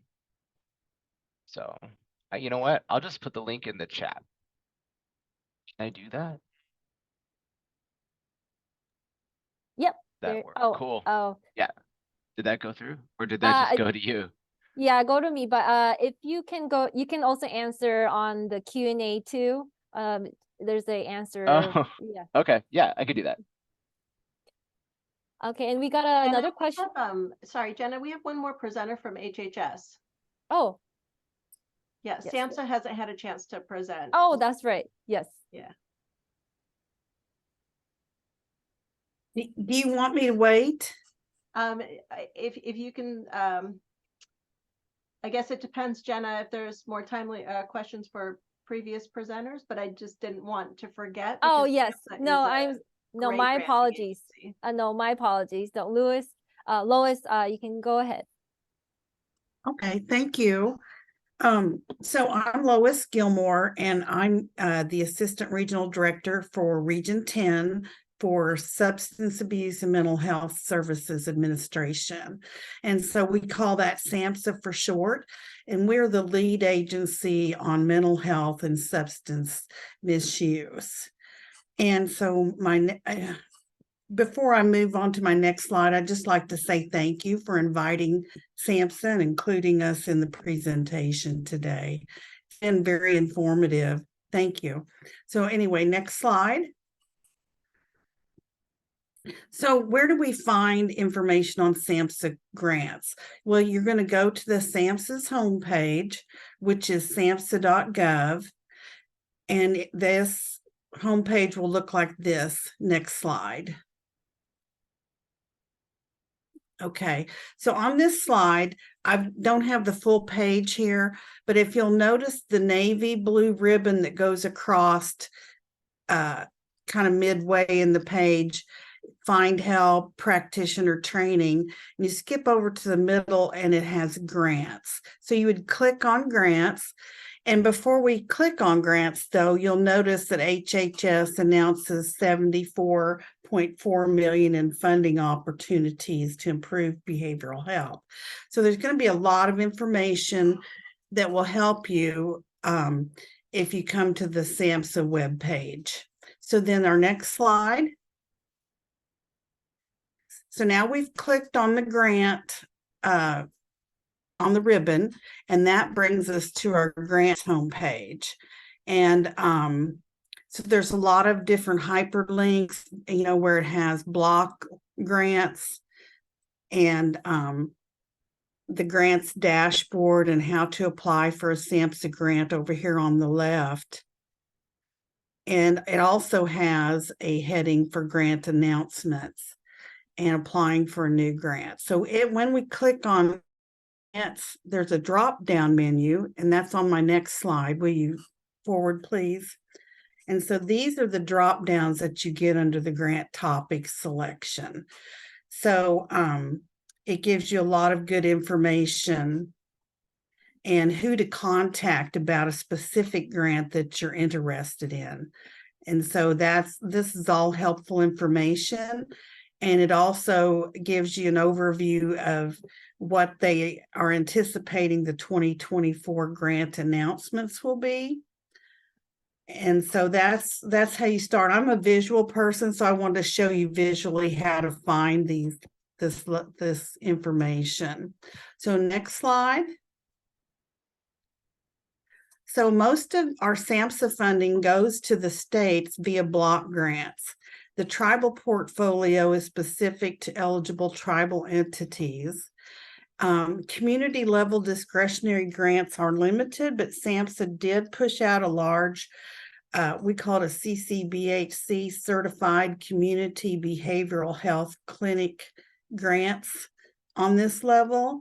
And most of our grants are for a 5-year period. Next slide. So a NOFO, I'm sure someone mentioned this before, is a notice of funding opportunities. And so you'll find this information on the grants page. And if you notice on the far right, where it says grant announcement questions, you can sign up for an email. So you're on the mailing list to find out about grant funding announcements, as well as checking back on this site periodically. And our information, like the other agencies, is also at grants.gov. So here it gives you grants management, learn more about that, training events for grantees, notice of awards, policies and regulations, grants oversight. So a lot of good information are located within just a couple of clicks once you get to samhsa.gov. So next slide, please. Thank you. So here's just a couple of examples of notice of funding opportunities that are projected for 2024. So the first one is a grants for expansion and sustainability for comprehensive community mental health services for children with serious emotional disturbances. And this one has posted, but it won't be awarded until the 2024 time period. And then the next one is another example of what would be an opportunity for someone in the community, and that's Sober Truth on Preventing Underage Drinking. And so it's the STOP Act grant program. And so that one has not been put out for application yet. It's forecasted. So I hope this helps to understand how to maneuver the SAMHSA's website. Next slide, please. So this is another opportunity that was for last summer, and this was a challenge, and SAMHSA provided $500,000 that were available for up to 10 awards through this competition. And so, as you can see, there were 4 mental health awards, 3 substance use prevention, and 3 substance use treatment awards that were made last summer. Next slide, please. And so this is another example of a new grant program that came out in 2023. It's for family counseling and support for the LGBTQI plus youth and their families. And so lots of variety within SAMHSA for you to explore. So the next slide. And then SAMHSA does offer workshops. This is a past workshop that was held virtually on writing for federal grants, developing a budget for a federal grant, and a date and how to use data. And so these are held periodically throughout the year. So you'd want to keep your eyes open for workshops that might help you if you're new to the grant writing process. Next slide, please. So this is SAMHSA has a SAMHSA store, so it's store.samhsa.gov, and we offer all kinds of publications, trainings, evidence-based programs that you can get free of charge that you can download. We also have toolkits for all different topics, and we have them in different languages as well, and they are culturally appropriate. And so you can go there anytime and download what you need and get some information. Next slide, please. And so SAMHSA's mission is to lead public health and service delivery efforts that promote mental health, prevent substance misuse, and provide treatment and support to foster recovery while ensuring equitable access and better outcomes. And so our grants are going to support our mission, and I really appreciate your time. And this is how you can contact me. You can email me or call me. And if I don't know the answer, then my supervisor, David Dickinson, who is the regional director, is very knowledgeable and will get the information for you. Thank you so much.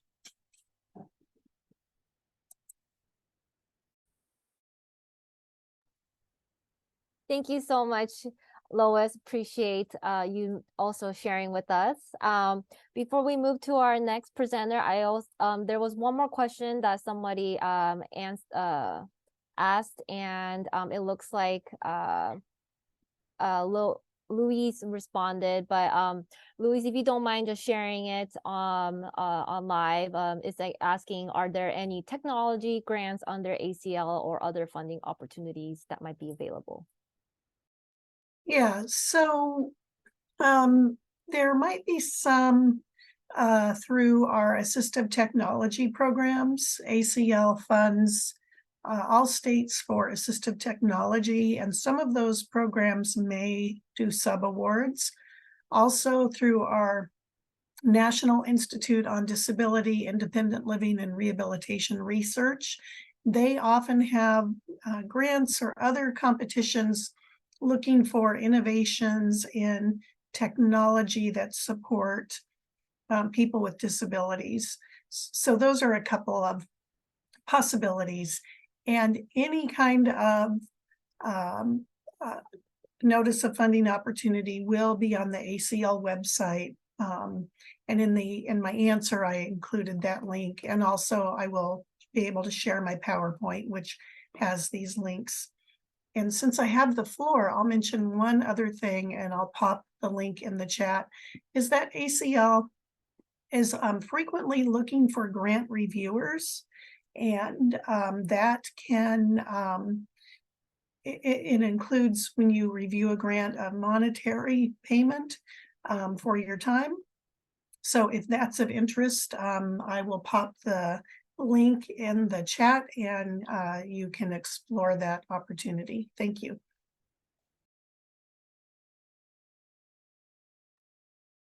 Thank you so much, Louise.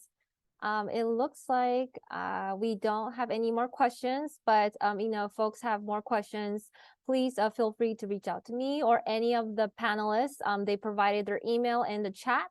And I'll also send out their PowerPoint to the folks afterwards. So hope you can reach out to them. But thank you, our federal agencies. I appreciate your time and support for this workshop.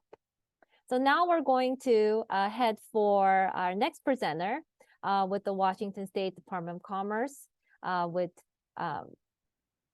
Lewis Harris. All right. Oh yeah, Lewis, hi.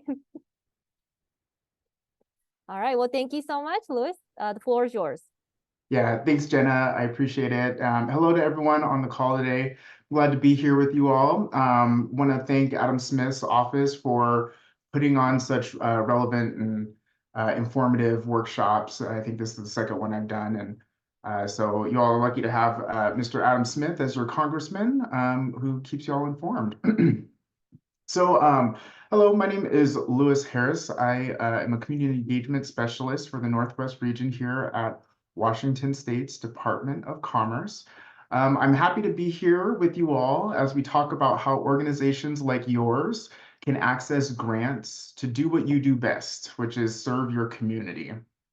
I wanted to say, like you, I have been in the trenches and the administration of the vital work that impacts communities' well-beings and wholeness. At Commerce, I am a community engagement specialist serving the Northwest region of Washington. Outside of Commerce, though, I have been a communications director and a vice president of a social justice organization. I've been a nonprofit board member, and I'm also an elected city council member.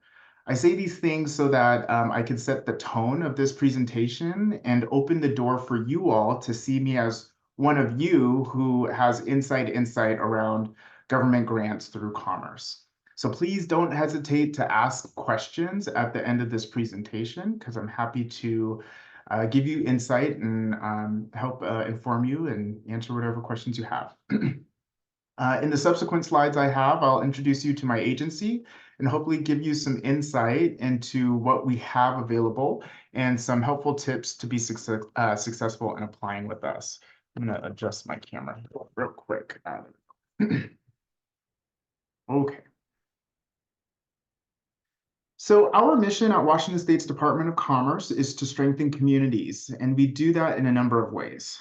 Commerce has a diverse array of programs and funding mechanisms that touch many of the different sectors of public life in Washington. This slide gives a broad overview of some of the areas we do grant making and program implementation. An interesting fact about commerce is most of our support to the community comes in the form of grants and procurements. So like requests for qualifications, RFQ queues, NOFOs, requests for proposals, requests for applications, grants. All of those types of things are what you would see come from commerce that you as an organization or a business or the like can certainly apply for some of our competitive funding to get access to those grants and provide the service in the community that you all provide. I'll talk more specifically about some exciting upcoming funding opportunities, and we'll quickly go over the divisions within commerce where specific grants, programs, and procurements are administered. So in this section, we'll dig a little deeper into our internal organization, including a brief description of each division within commerce and an example of some recent funding opportunities through each division. I'm kind of giving you this inside look at the agency because our agency is fairly unique in the state agency organizations. We kind of consider ourselves a confederated agency where our different divisions have different focuses. Each division has their own policies and procedures and ways of doing things, which can be semi-confusing for community members or organization leadership like yourself.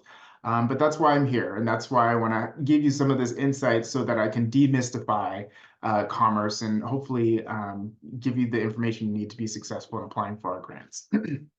So the first division within commerce is the Community Services Division. The Community Services Division has a diverse array of grants and programs that touch on various aspects of public need, from basic needs support like the Low-Income Housing Energy Assistance Program and TANF workforce site selection, and other programs that go specifically through community action agencies like I think King County, like Bird Bar Place is one of them, and then several other ones as well. Funding for crime victims and community safety with specific grant programs for domestic violence and sexual assault victims. And then also Community Services Division has an array of funding and programs for re-entry grants for services for justice-involved individuals. An example of a grant out of the Community Services Division is the Law Enforcement Pursuit Technology Grant Program. This was a recent one that recently ended, but I'm giving you a little bit of insight into some of the types of grants that comes out. Some of them are going to be closed, some of them are going to be open. But the point in me giving you that bit of information is just to kind of get an idea of what's offered here at Commerce. So this one is a firearm safety and violence prevention community safety unit where we solicited applications from Washington state law enforcement agencies to provide law enforcement agencies with modern vehicle pursuit management technology, including but not limited to several different components of pursuit technology.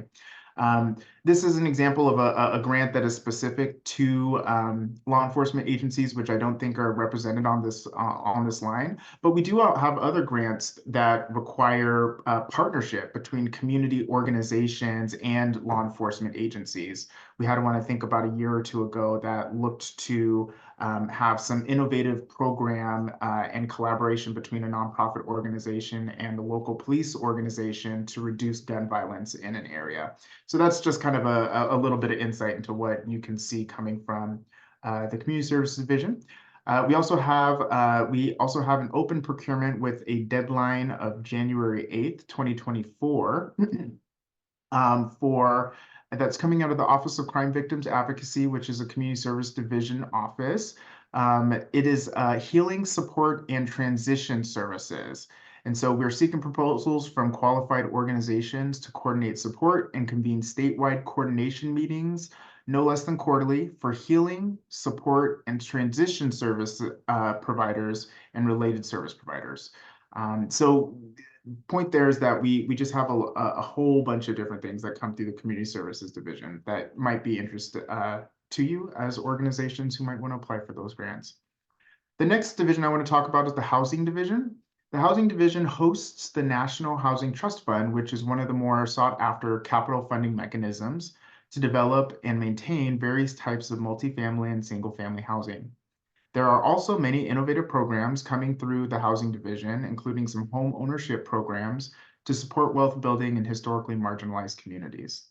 An example of a grant that is currently open through the Housing Division is funding for level 2 or level 3 recovery residences, which is defined by the National Association of Recovery and Residences, where eligible applicants can seek funding to provide the rehabilitation services that are needed. That includes nonprofit behavioral health organizations, and then operators of existing recovery residences who might be interested in that funding. So that's an example of some funding out of the Housing Division. We also have National Housing Trust Fund, which if there's any housing developers or low-income or affordable housing developers on the line, you probably are familiar with the Housing Trust Fund, but we're also aware that there's other organizations that are fairly new in the development world who might be interested in building affordable housing for their communities. So the Housing Division is a good place to seek those grants. We also have the Energy Division, which consists of many projects and funding mechanisms for clean and sustainable buildings, clean transportation, energy resilience, and energy emergency management. Also, energy policy and innovative clean energy projects. A current grant for coming out of the Energy Division is $3.9 million, which is available for clean energy research, development, and demonstration projects. The grant is open for these projects. We're currently available for research and development of new emerging clean energy technologies that align with the 2021 State Energy Strategy to achieve the state's climate goals. There's going to be 2 tracks for that specific funding. The first track is open to nonprofits, and the second track is open to private sector applicants, research institutions, higher education institutions, and state agencies. That application deadline is December 5th, and it does look like the phase 1 applications are due December 5th, and phase 2 applications will be determined at a later date. So just a little insight into kind of some of the different grants that we have out of the Energy Division. The next division I want to talk about is the Local Governments Division. The Local Governments Division is focused on municipal level services regarding the Growth Management Act, the State Resource for Municipal Research and Service Center, also known as MRSC. If you're not familiar with that resource, it's a great resource for elected officials and also can be a good resource for nonprofits to kind of understand the internal workings and limitations that governments have, or at least local governments, excuse me. I know we have some federal folks on the line, and of course y'all have different mandates, but this is more of a state and local municipal resource. The Local Government Division also houses the Community Capital Facilities Programs, which is going to be a really Those are really sought after grants that you all will be really interested in hearing about, and I'll talk about that a little later. We also have the State Broadband Office and digital equity programs looking to roll out fiber optic and high-speed internet across the state. And then we also have community development block grants through the local government division, as well as some boards. There's currently some funding for climate elements and missing middle housing planning for municipal comprehensive plan updates.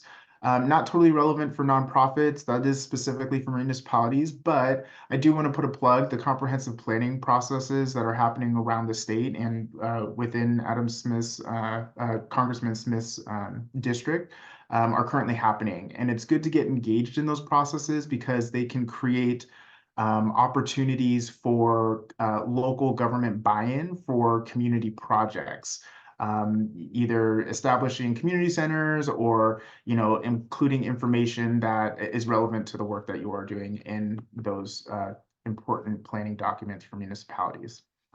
And then, as I mentioned, I'm going to talk about the Community Capital Facilities Program a little bit later. Our last division is the Office of Economic Development and Competitiveness. This division is the state resource for business and industry recruitment, retention, and support. OEDC is what we call it, has programs such as many of the small business support programs, industry regulation, and cluster building efforts that make our economy here in Washington so competitive. OEDC also supports the Associate Development Organization Network that we have established here in Washington State.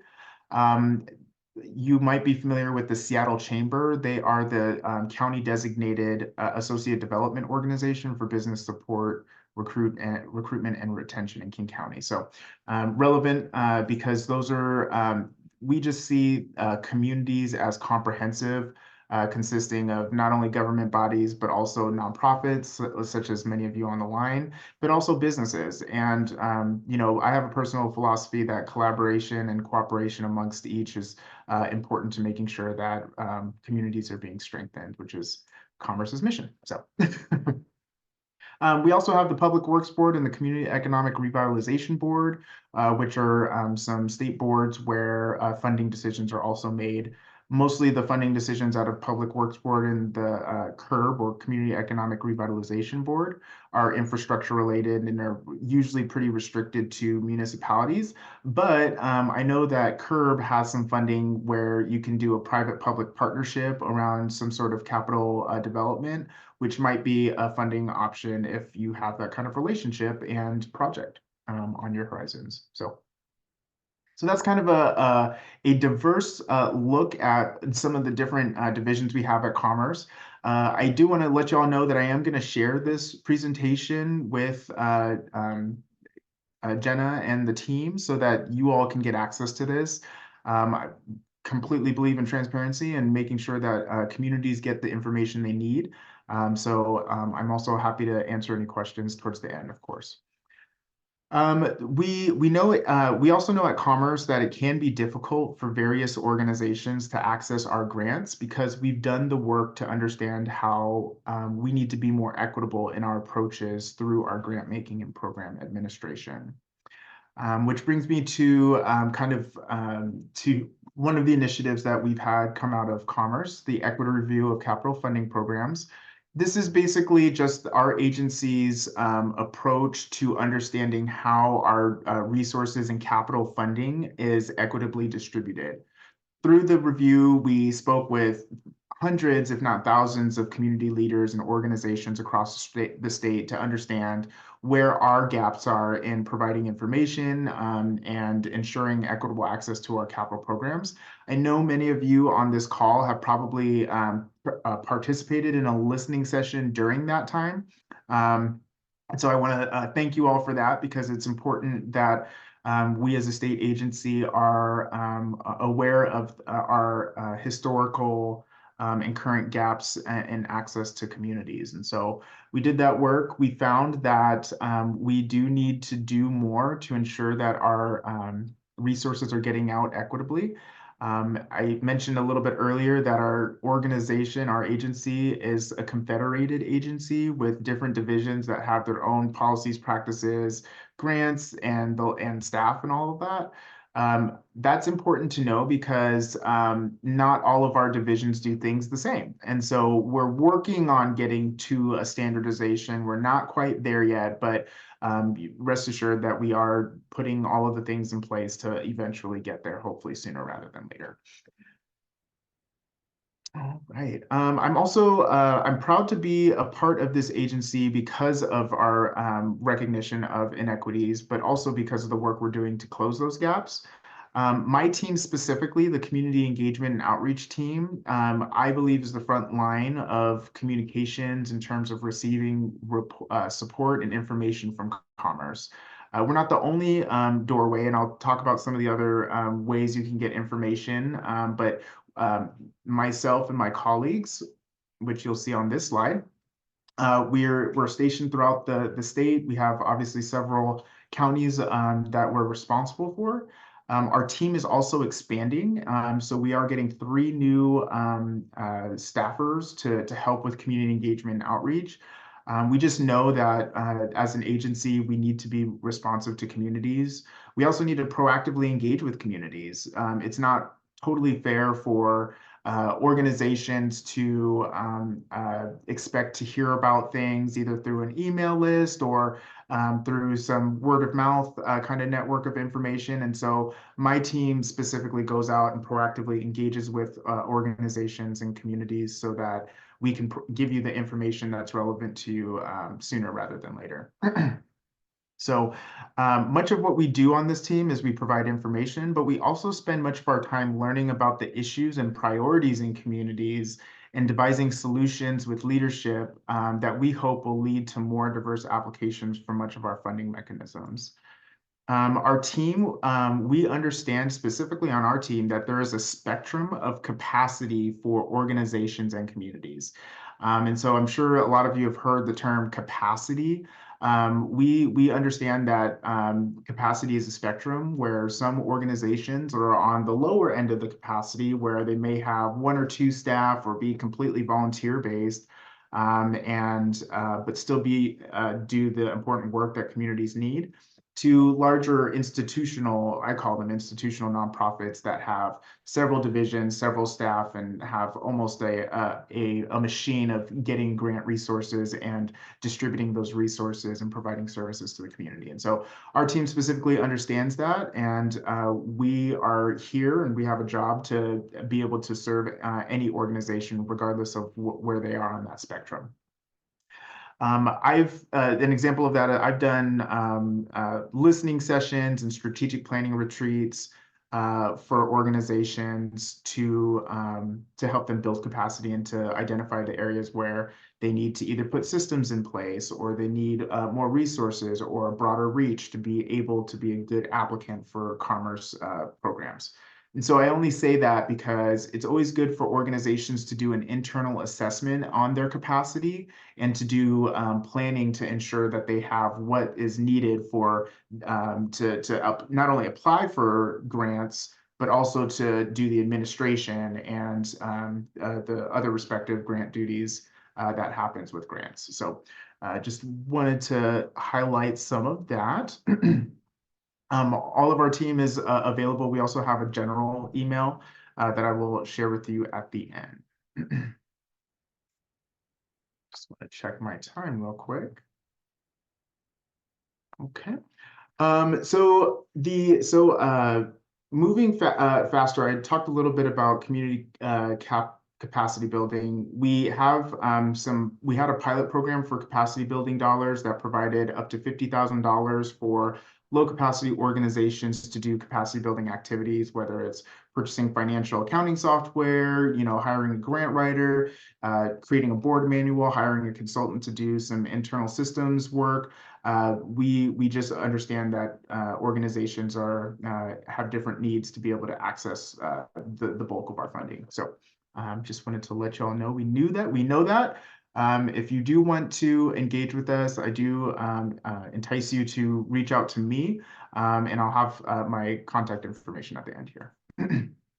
So getting into the grant nitty gritty, if you will, where to get information about grants. So if you've never heard of WEBS, which is the Washington Electronic Business Solutions System, this is a picture of that system. It's a very it's just a very basic website. So sometimes when I go onto it, when I first went onto it, I was like, is this real? It's a real website. It's government run and issued. It provides all of the state procurements, and it also has some information about some grants.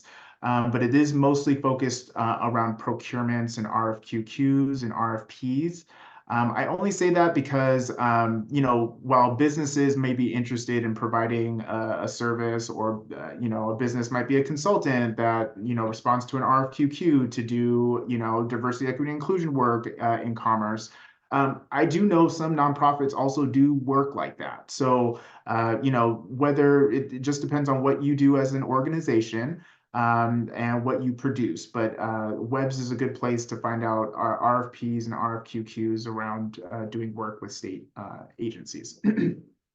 The other place I want to direct you to is the Commerce website at www.commerce.wa.gov. This is a look at the Commerce Open Grants, Loans, and RFPs site, which you can get to by the About Us page. We post all of our RFPs, all of our grants to this page. It is a little rudimentary. It doesn't really do good at archiving. We know that. We're also doing the work of updating our site. So hopefully within the next year or so, we will have a new site and all of this will be way easier to navigate. But this is a place. I also want to direct your attention to this public notices bubble here on the right. Most of our websites and our program pages on our website have an email subscription notice section where you can sign up directly for emails that are relevant to the page you're on. So like if you were to sign up on this one, you would be signing up to receive updates on this page for open grants, loans, and RFPs. This is probably one of the best ways for you to stay informed about relative grants that you are interested in. I do suggest maybe perusing our site and finding sites that are specific to kind of the work that you're doing or the projects that you're planning on doing, and signing up with on those specific sites, because you want to make sure that we get stuff that comes out of Commerce all the time. If you are just getting everything, you're going to get inundated, which would probably lead to you missing something, which I never want to happen to also. With that, sign up for emails on our web pages, or you can also engage with me and or my colleagues across the state. Again, I mentioned we are expanding our team, so we're going to have 2 people dedicated to the King County Northwest region, which includes Snohomish, Skagit, Whatcom, San Juan, and Island County. So we should have some adequate coverage. We're all normal people who work here at Commerce, and so we're accessible. We're happy to answer questions. We're happy to walk alongside you as you develop your organization, your community, your project. So I do encourage you to engage with folks like me and my colleagues. The other way is to engage with statewide and commerce-specific boards, commissions, and advisory groups. We have a board for many of the initiatives created by the legislature to address specific issues around particular communities or issues. In these groups, commissions, boards, sometimes are formal appointments, sometimes are drop-in. We also a lot of times have public information gathering sessions where we just invite as many people as possible to give comment, to weigh in, to help us craft policy, to help us craft grant applications that we are applying to some of these federal agencies on the line. We just believe in a community approach and a collaborative approach to solving our issues. And so there's lots of different ways that you as organizations and community leaders can get plugged in at Commerce. I'm gonna look at my time one more time. 20. Okay, so I have all of a couple minutes. Okay, so I'm gonna zoom through this. You can pull this information from the presentation when you get it. Tips of the trade. This is the little tailored information that I wanted to share with you all because it might help you in your approaches to applying with us.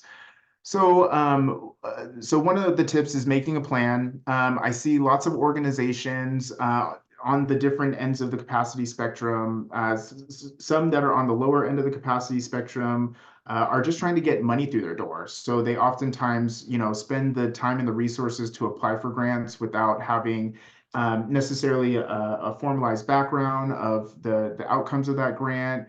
Like, I get it. The point is that you're trying to get money so that you can build your organization so that you can do more in the community. Like, do that. But know that when you apply for grants, sometimes that information that comes through a little bit. So you just want to make sure that you, your board, your community makes a plan around what issue you're trying to solve, and then seek grant funding to solve that issue.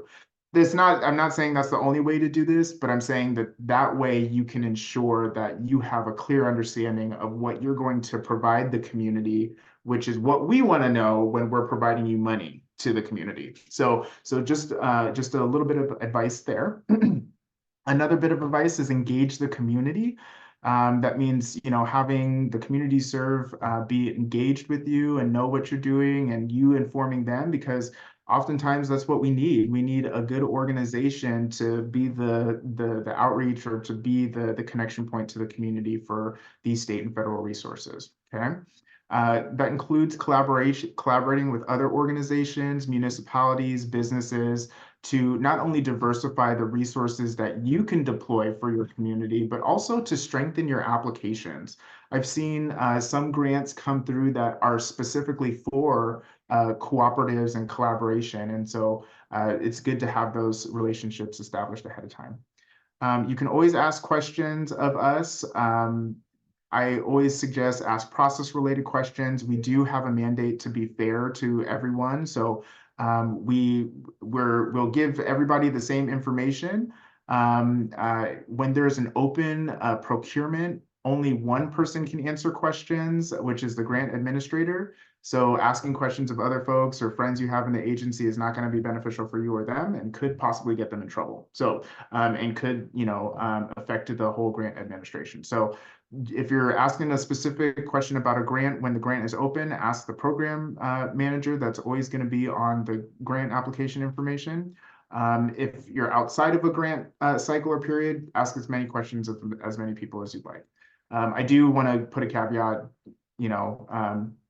exercise discretion or caution when it comes to how often you ask questions and the amount you engaged. I've seen some organizations think that they have to be at the top of a person's email to get considered for a grant. That's just not how grants work. It's open, it's competitive.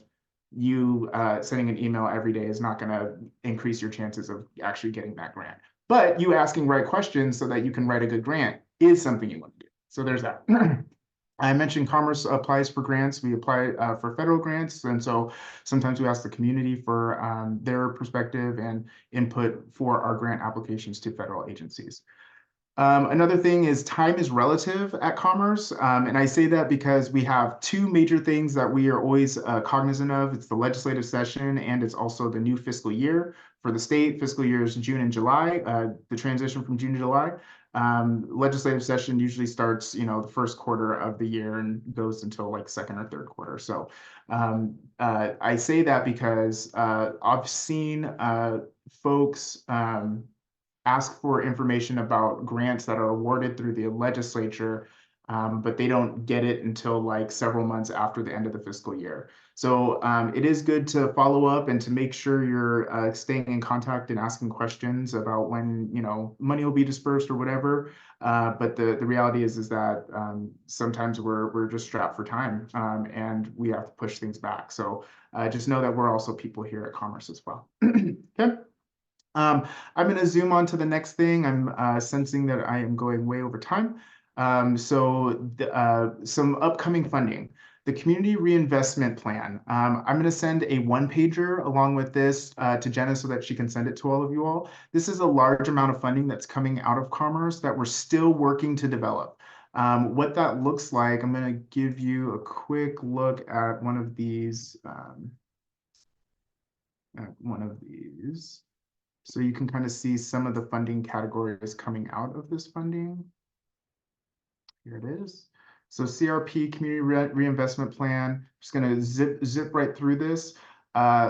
We have some economic development activities. The Community Reinvestment Plan was funding that we received to specifically address the negative impacts the war on drugs had on historically marginalized communities, specifically Black, Latino, and Indigenous communities. And so all of these programs are meant to address the outcomes of that. So there's also some community-based violence intervention and prevention grants. Just a quick snapshot here, reentry services, and then civil and criminal legal assistance grants, okay? I'm almost done. Oops, sorry about that. Okay, next, grant funding. So grants for capital projects. I mentioned the community capital facilities programs, Building Communities Fund, Building for the Arts, Behavioral Health Facilities, Early Learning Facilities Program, and Youth Recreational Facilities all fall under that bucket. These are all capital programs to specifically, purchase, renovate, construct facilities that fit in these different buckets. These are revolving funds that happen every fiscal year, every biennium, excuse me. And so they do come around every 2 years. So if it's not open now, it will be open in another year and a half, which gives time for you to plan and to do some of the activities that are needed for you to be successful applicants for these. All of these have different requirements, criteria, and so just pay attention to those different things, and hopefully you can get access to some of this stuff. Last, we have a ton of money coming out of our energy office. And so we have the Clean Energy Fund, we have retrofits for public buildings, we have solar plus storage for resilient communities, just lots of money coming out of the federal government through Commerce to diversify our energy portfolio and to reduce carbon emissions in Washington State. So if you're an organization that has anything to do with that, or if you're an organization who might have a commitment to sustainability and might want to get like some solar panels on your office building or something, those are the types of funding that come out of this. Okay, I'm all done. I apologize for going over. Want to open it up to questions if anyone has any questions for me. Thank you so much, Louis. I think all the information you provided was very helpful and very informative. We do have one question. So it looks like someone asked, would you be prevented just from applying to that specific opportunity, or would you be prevented from applying to that agency? So I'm a little confused about this question, but I think it's correct me if I'm wrong, but I think it's asking whether if there's a possibility where an organization is banned from applying for a grant. So yeah, there are some limited circumstances in which an organization is banned from, I think, applying for grants. Some of the grants, I mentioned all the grants have different criteria. Some of the grants ask if you've ever, committed fraud or, has done something to have grant funding returned. I haven't seen many of those cases in my experience, and so that's one of the reasons why me as a community engagement specialist, when I engage with organizations, I make sure that we do an assessment of their capacity. Like if you don't have the internal controls, you don't have, checks and balances when it comes to finances, it creates more risk in your accepting of grants and funding mechanisms. And so it's best to have those gaps closed and have the correct systems in place so that you can prevent that from happening. Yeah, and I think that also applies to a lot of the federal agencies as well.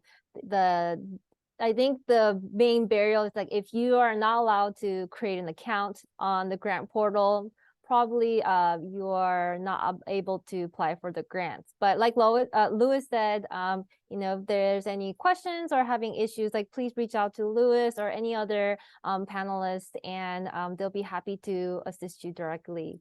But I think that's all the questions we have, but thank you so much, Louis. That was amazing. And then we'll definitely send out your presentation to other folks.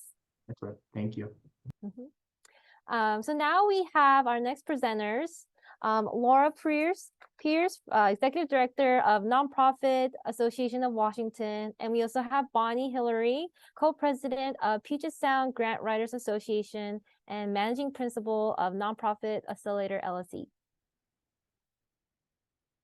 And so hopefully we'll able to have you all just sharing you know, what's your organization and what kind of resources can you provide to our nonprofits, CBOs, and just communities in general.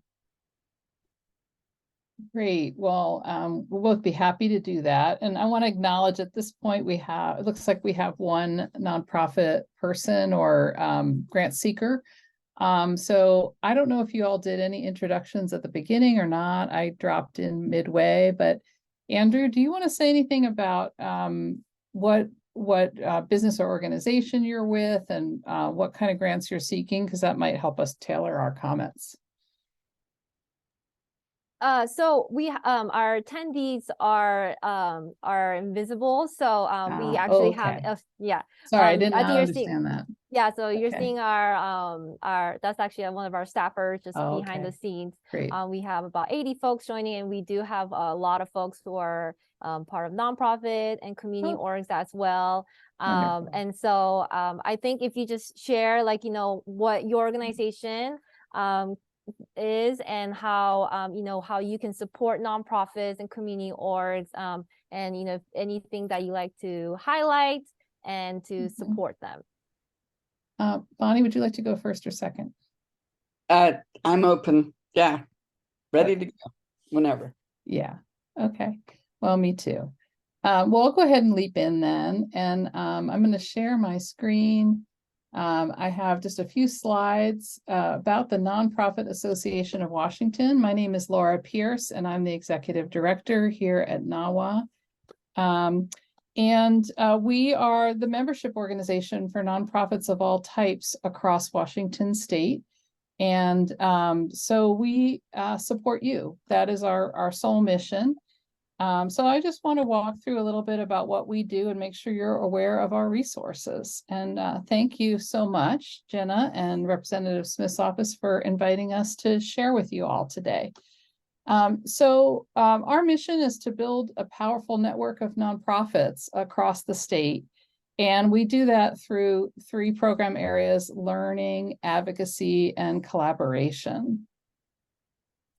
Our learning program is our biggest program, and we're probably best known for this. I hope many of you have had our classes on your radar and perhaps been to some. Some of you may know us by our old name, Washington Nonprofits. We rebranded about 1.5 years ago. And we have a wide array of learning programs available in the community. We really try to be responsive to what nonprofits of all types and sizes are asking us for. And so we have a robust online learning program, and then we also do a lot of in-person workshops throughout the year. And so I want to invite all of you to check out our website, nonprofitwa.org, and learn more about some of the offerings that we have right now. I'm going to give you just a little tour. We have our fundamentals classes. We know that there's always a changing array of nonprofit board members, staff members, and so we actually provide these 3 fundamental classes 3 times a year, so that you can always invite new folks on your team to join and learn the basics about nonprofit management. These classes are totally free, and we have online webinars. We have webinar recordings if you miss the date. And we also have associated with this some really robust toolkits on our website that provide more information.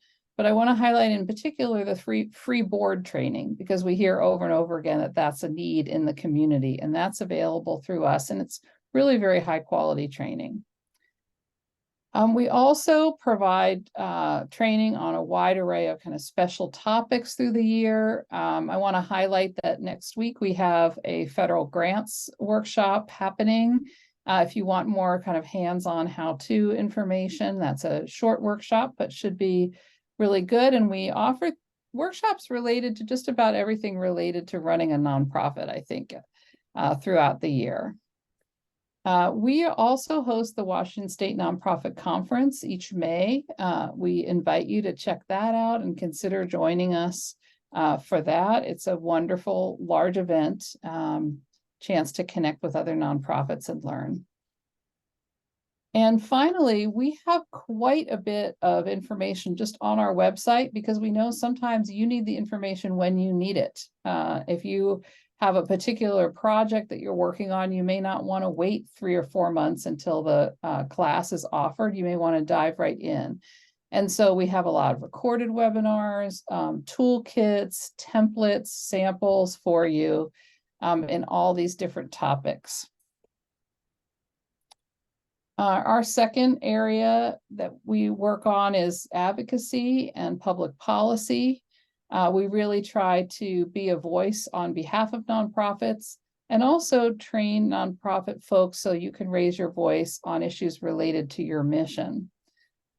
We do some research on the sector and try to get that out to folks. We also, when there's a change in the law at the state level, we try to make sure that all the nonprofits on our mailing list are aware of the changes and can adapt. We do direct lobbying. Here I am in Washington, D.C., meeting with one of Representative Smith's colleagues, Kim Schreier, and we do advocacy through the year. Our primary focus is actually at the state level, but we do some work at the local level and at the federal level as well. And here are a couple of our upcoming advocacy events. We have advocacy learning opportunities like our advocacy gatherings. And then many of us will, probably about 100 nonprofit folks will arrive in Olympia on February 12th for Nonprofit Action Day. And we invite you to join for that as well. And then finally, one of our advocacy issues that we're working on is government contracting. We believe there's a need for significant improvements in how the contracting process works. And so we want to make sure that nonprofits are able to organize and have a voice in that process. And we invite all of you to consider joining us to learn more about that work if you're interested. We also just bring people together and try to give people an opportunity to learn from your peers and build relationships with other nonprofit leaders. We have affinity groups that meet regularly on a, based on a variety of, interests. And then we have networking events through the year as well. So that's kind of the overview. You can stay connected with the Nonprofit Association of Washington. We really encourage you to sign up via our website for regular updates and our monthly newsletter. And just stay in touch and get as much information as possible about how to do your work effectively. And we are also a membership organization. So we depend on nonprofits around the state to pay dues to support our work. And we invite you to check that out and consider it. Members get significant discounts on all of our workshops. We have a number of workshops that are just completely free to everyone. And then we have other workshops that are very reasonably priced, but even cheaper or free for our members in some cases. We just depend on having a big body of members. We currently have about 700 members. And when we go advocate in Olympia, that's a very meaningful number. And so we hope that many of you will consider joining us in the coming year. So that's what I had. And I look forward to hearing more of the latest on Puget Sound Grant Makers Association, or excuse me, Grant Writers Association, learning the latest there and then answering any questions. Thank you very much.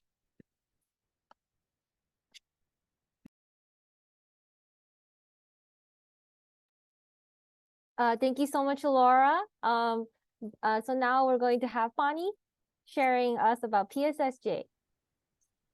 Thank you. So I serve as a volunteer, as co-president and board member, and I'm also chair of the Seattle Funder Forum with Puget Sound Grant Writers Association. We are also a membership-based organization, and we've been around since 1990. We believe we're one of the first in the country to focus on creating a sense of community around grants and gathering grant seekers. We have actively between 300 and 400 members annually that are members. And one of the things that I think makes PSGA special is that we are volunteer run. We have no staff. We're all grant seekers ourselves in one capacity or another. And I'll talk about that in a minute. In my other life, I am the founder of Nonprofit Accelerator, which is a consulting service for nonprofits. And I serve on the Olympic Peninsula YMCA board, and I'm a commissioner on the City of Port Angeles for Parks and Recreation Commission. So I'm actively involved in our community.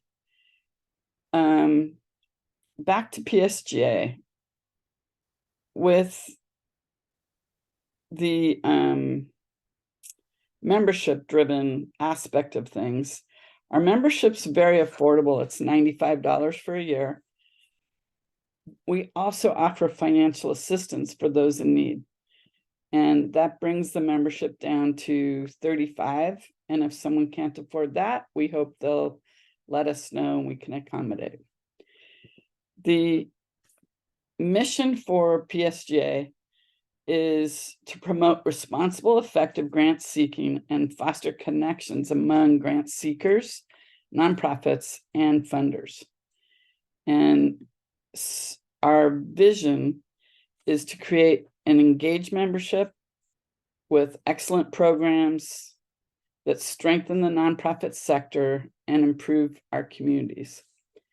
One thing to note, especially since the pandemic, post-pandemic, is we used to do, I would say, 95% of our events and programs in person. That has flipped. So we do 95 to 100% of our programs remotely. And what that has done for us is we've kind of added and beyond. So we're Puget Sound and beyond. We have many, many members who are across the state, but we also have members out of state now. And that has a lot to do with what Laura mentioned, which is education, because it's all relevant to anyone. So very exciting to see that growth, and the engagement's really fun to support. I'm going to be putting some links in chat. Our website is grantwriters.org. We have a really important event, especially for those who are in the South Sound, Tacoma area. That is Friday, December 8th from 9 to 11:45 is the South Sound Funder Forum.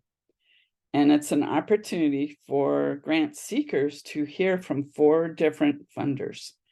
It's super exciting. It's really rewarding.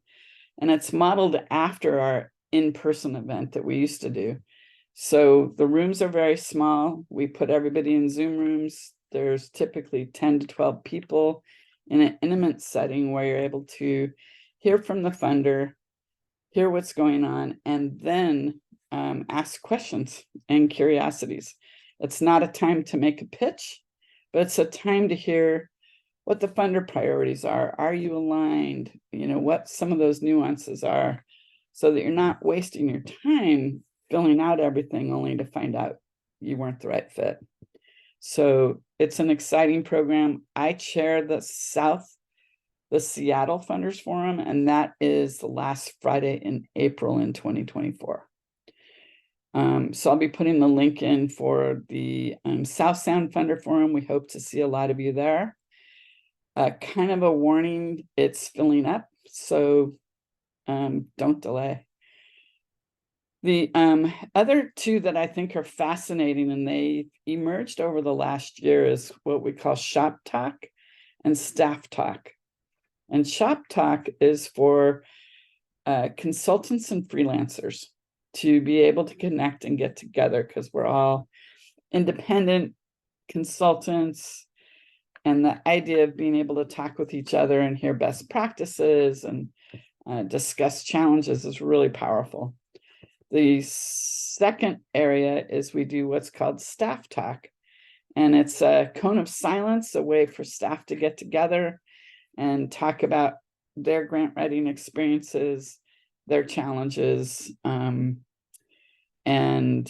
it's facilitated, again, both of those are facilitated by one of our board members who volunteered to step up and help, or one of our community members.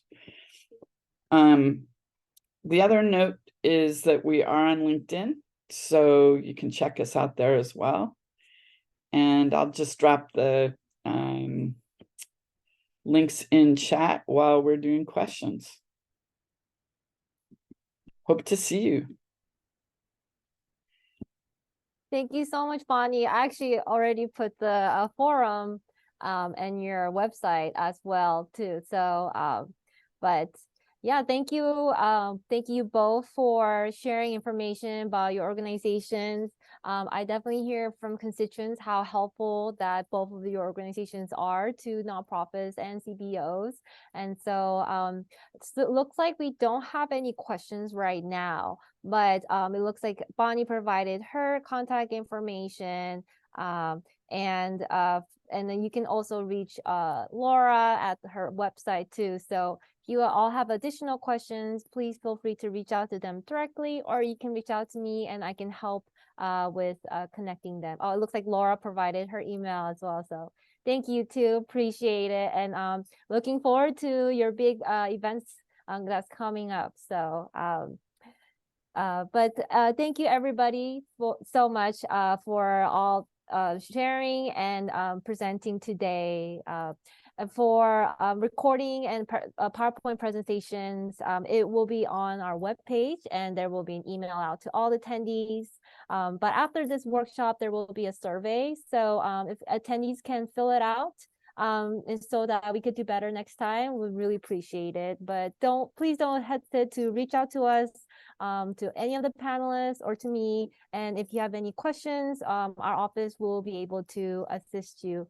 But thank you all for this, and hope you all have a good rest of your day.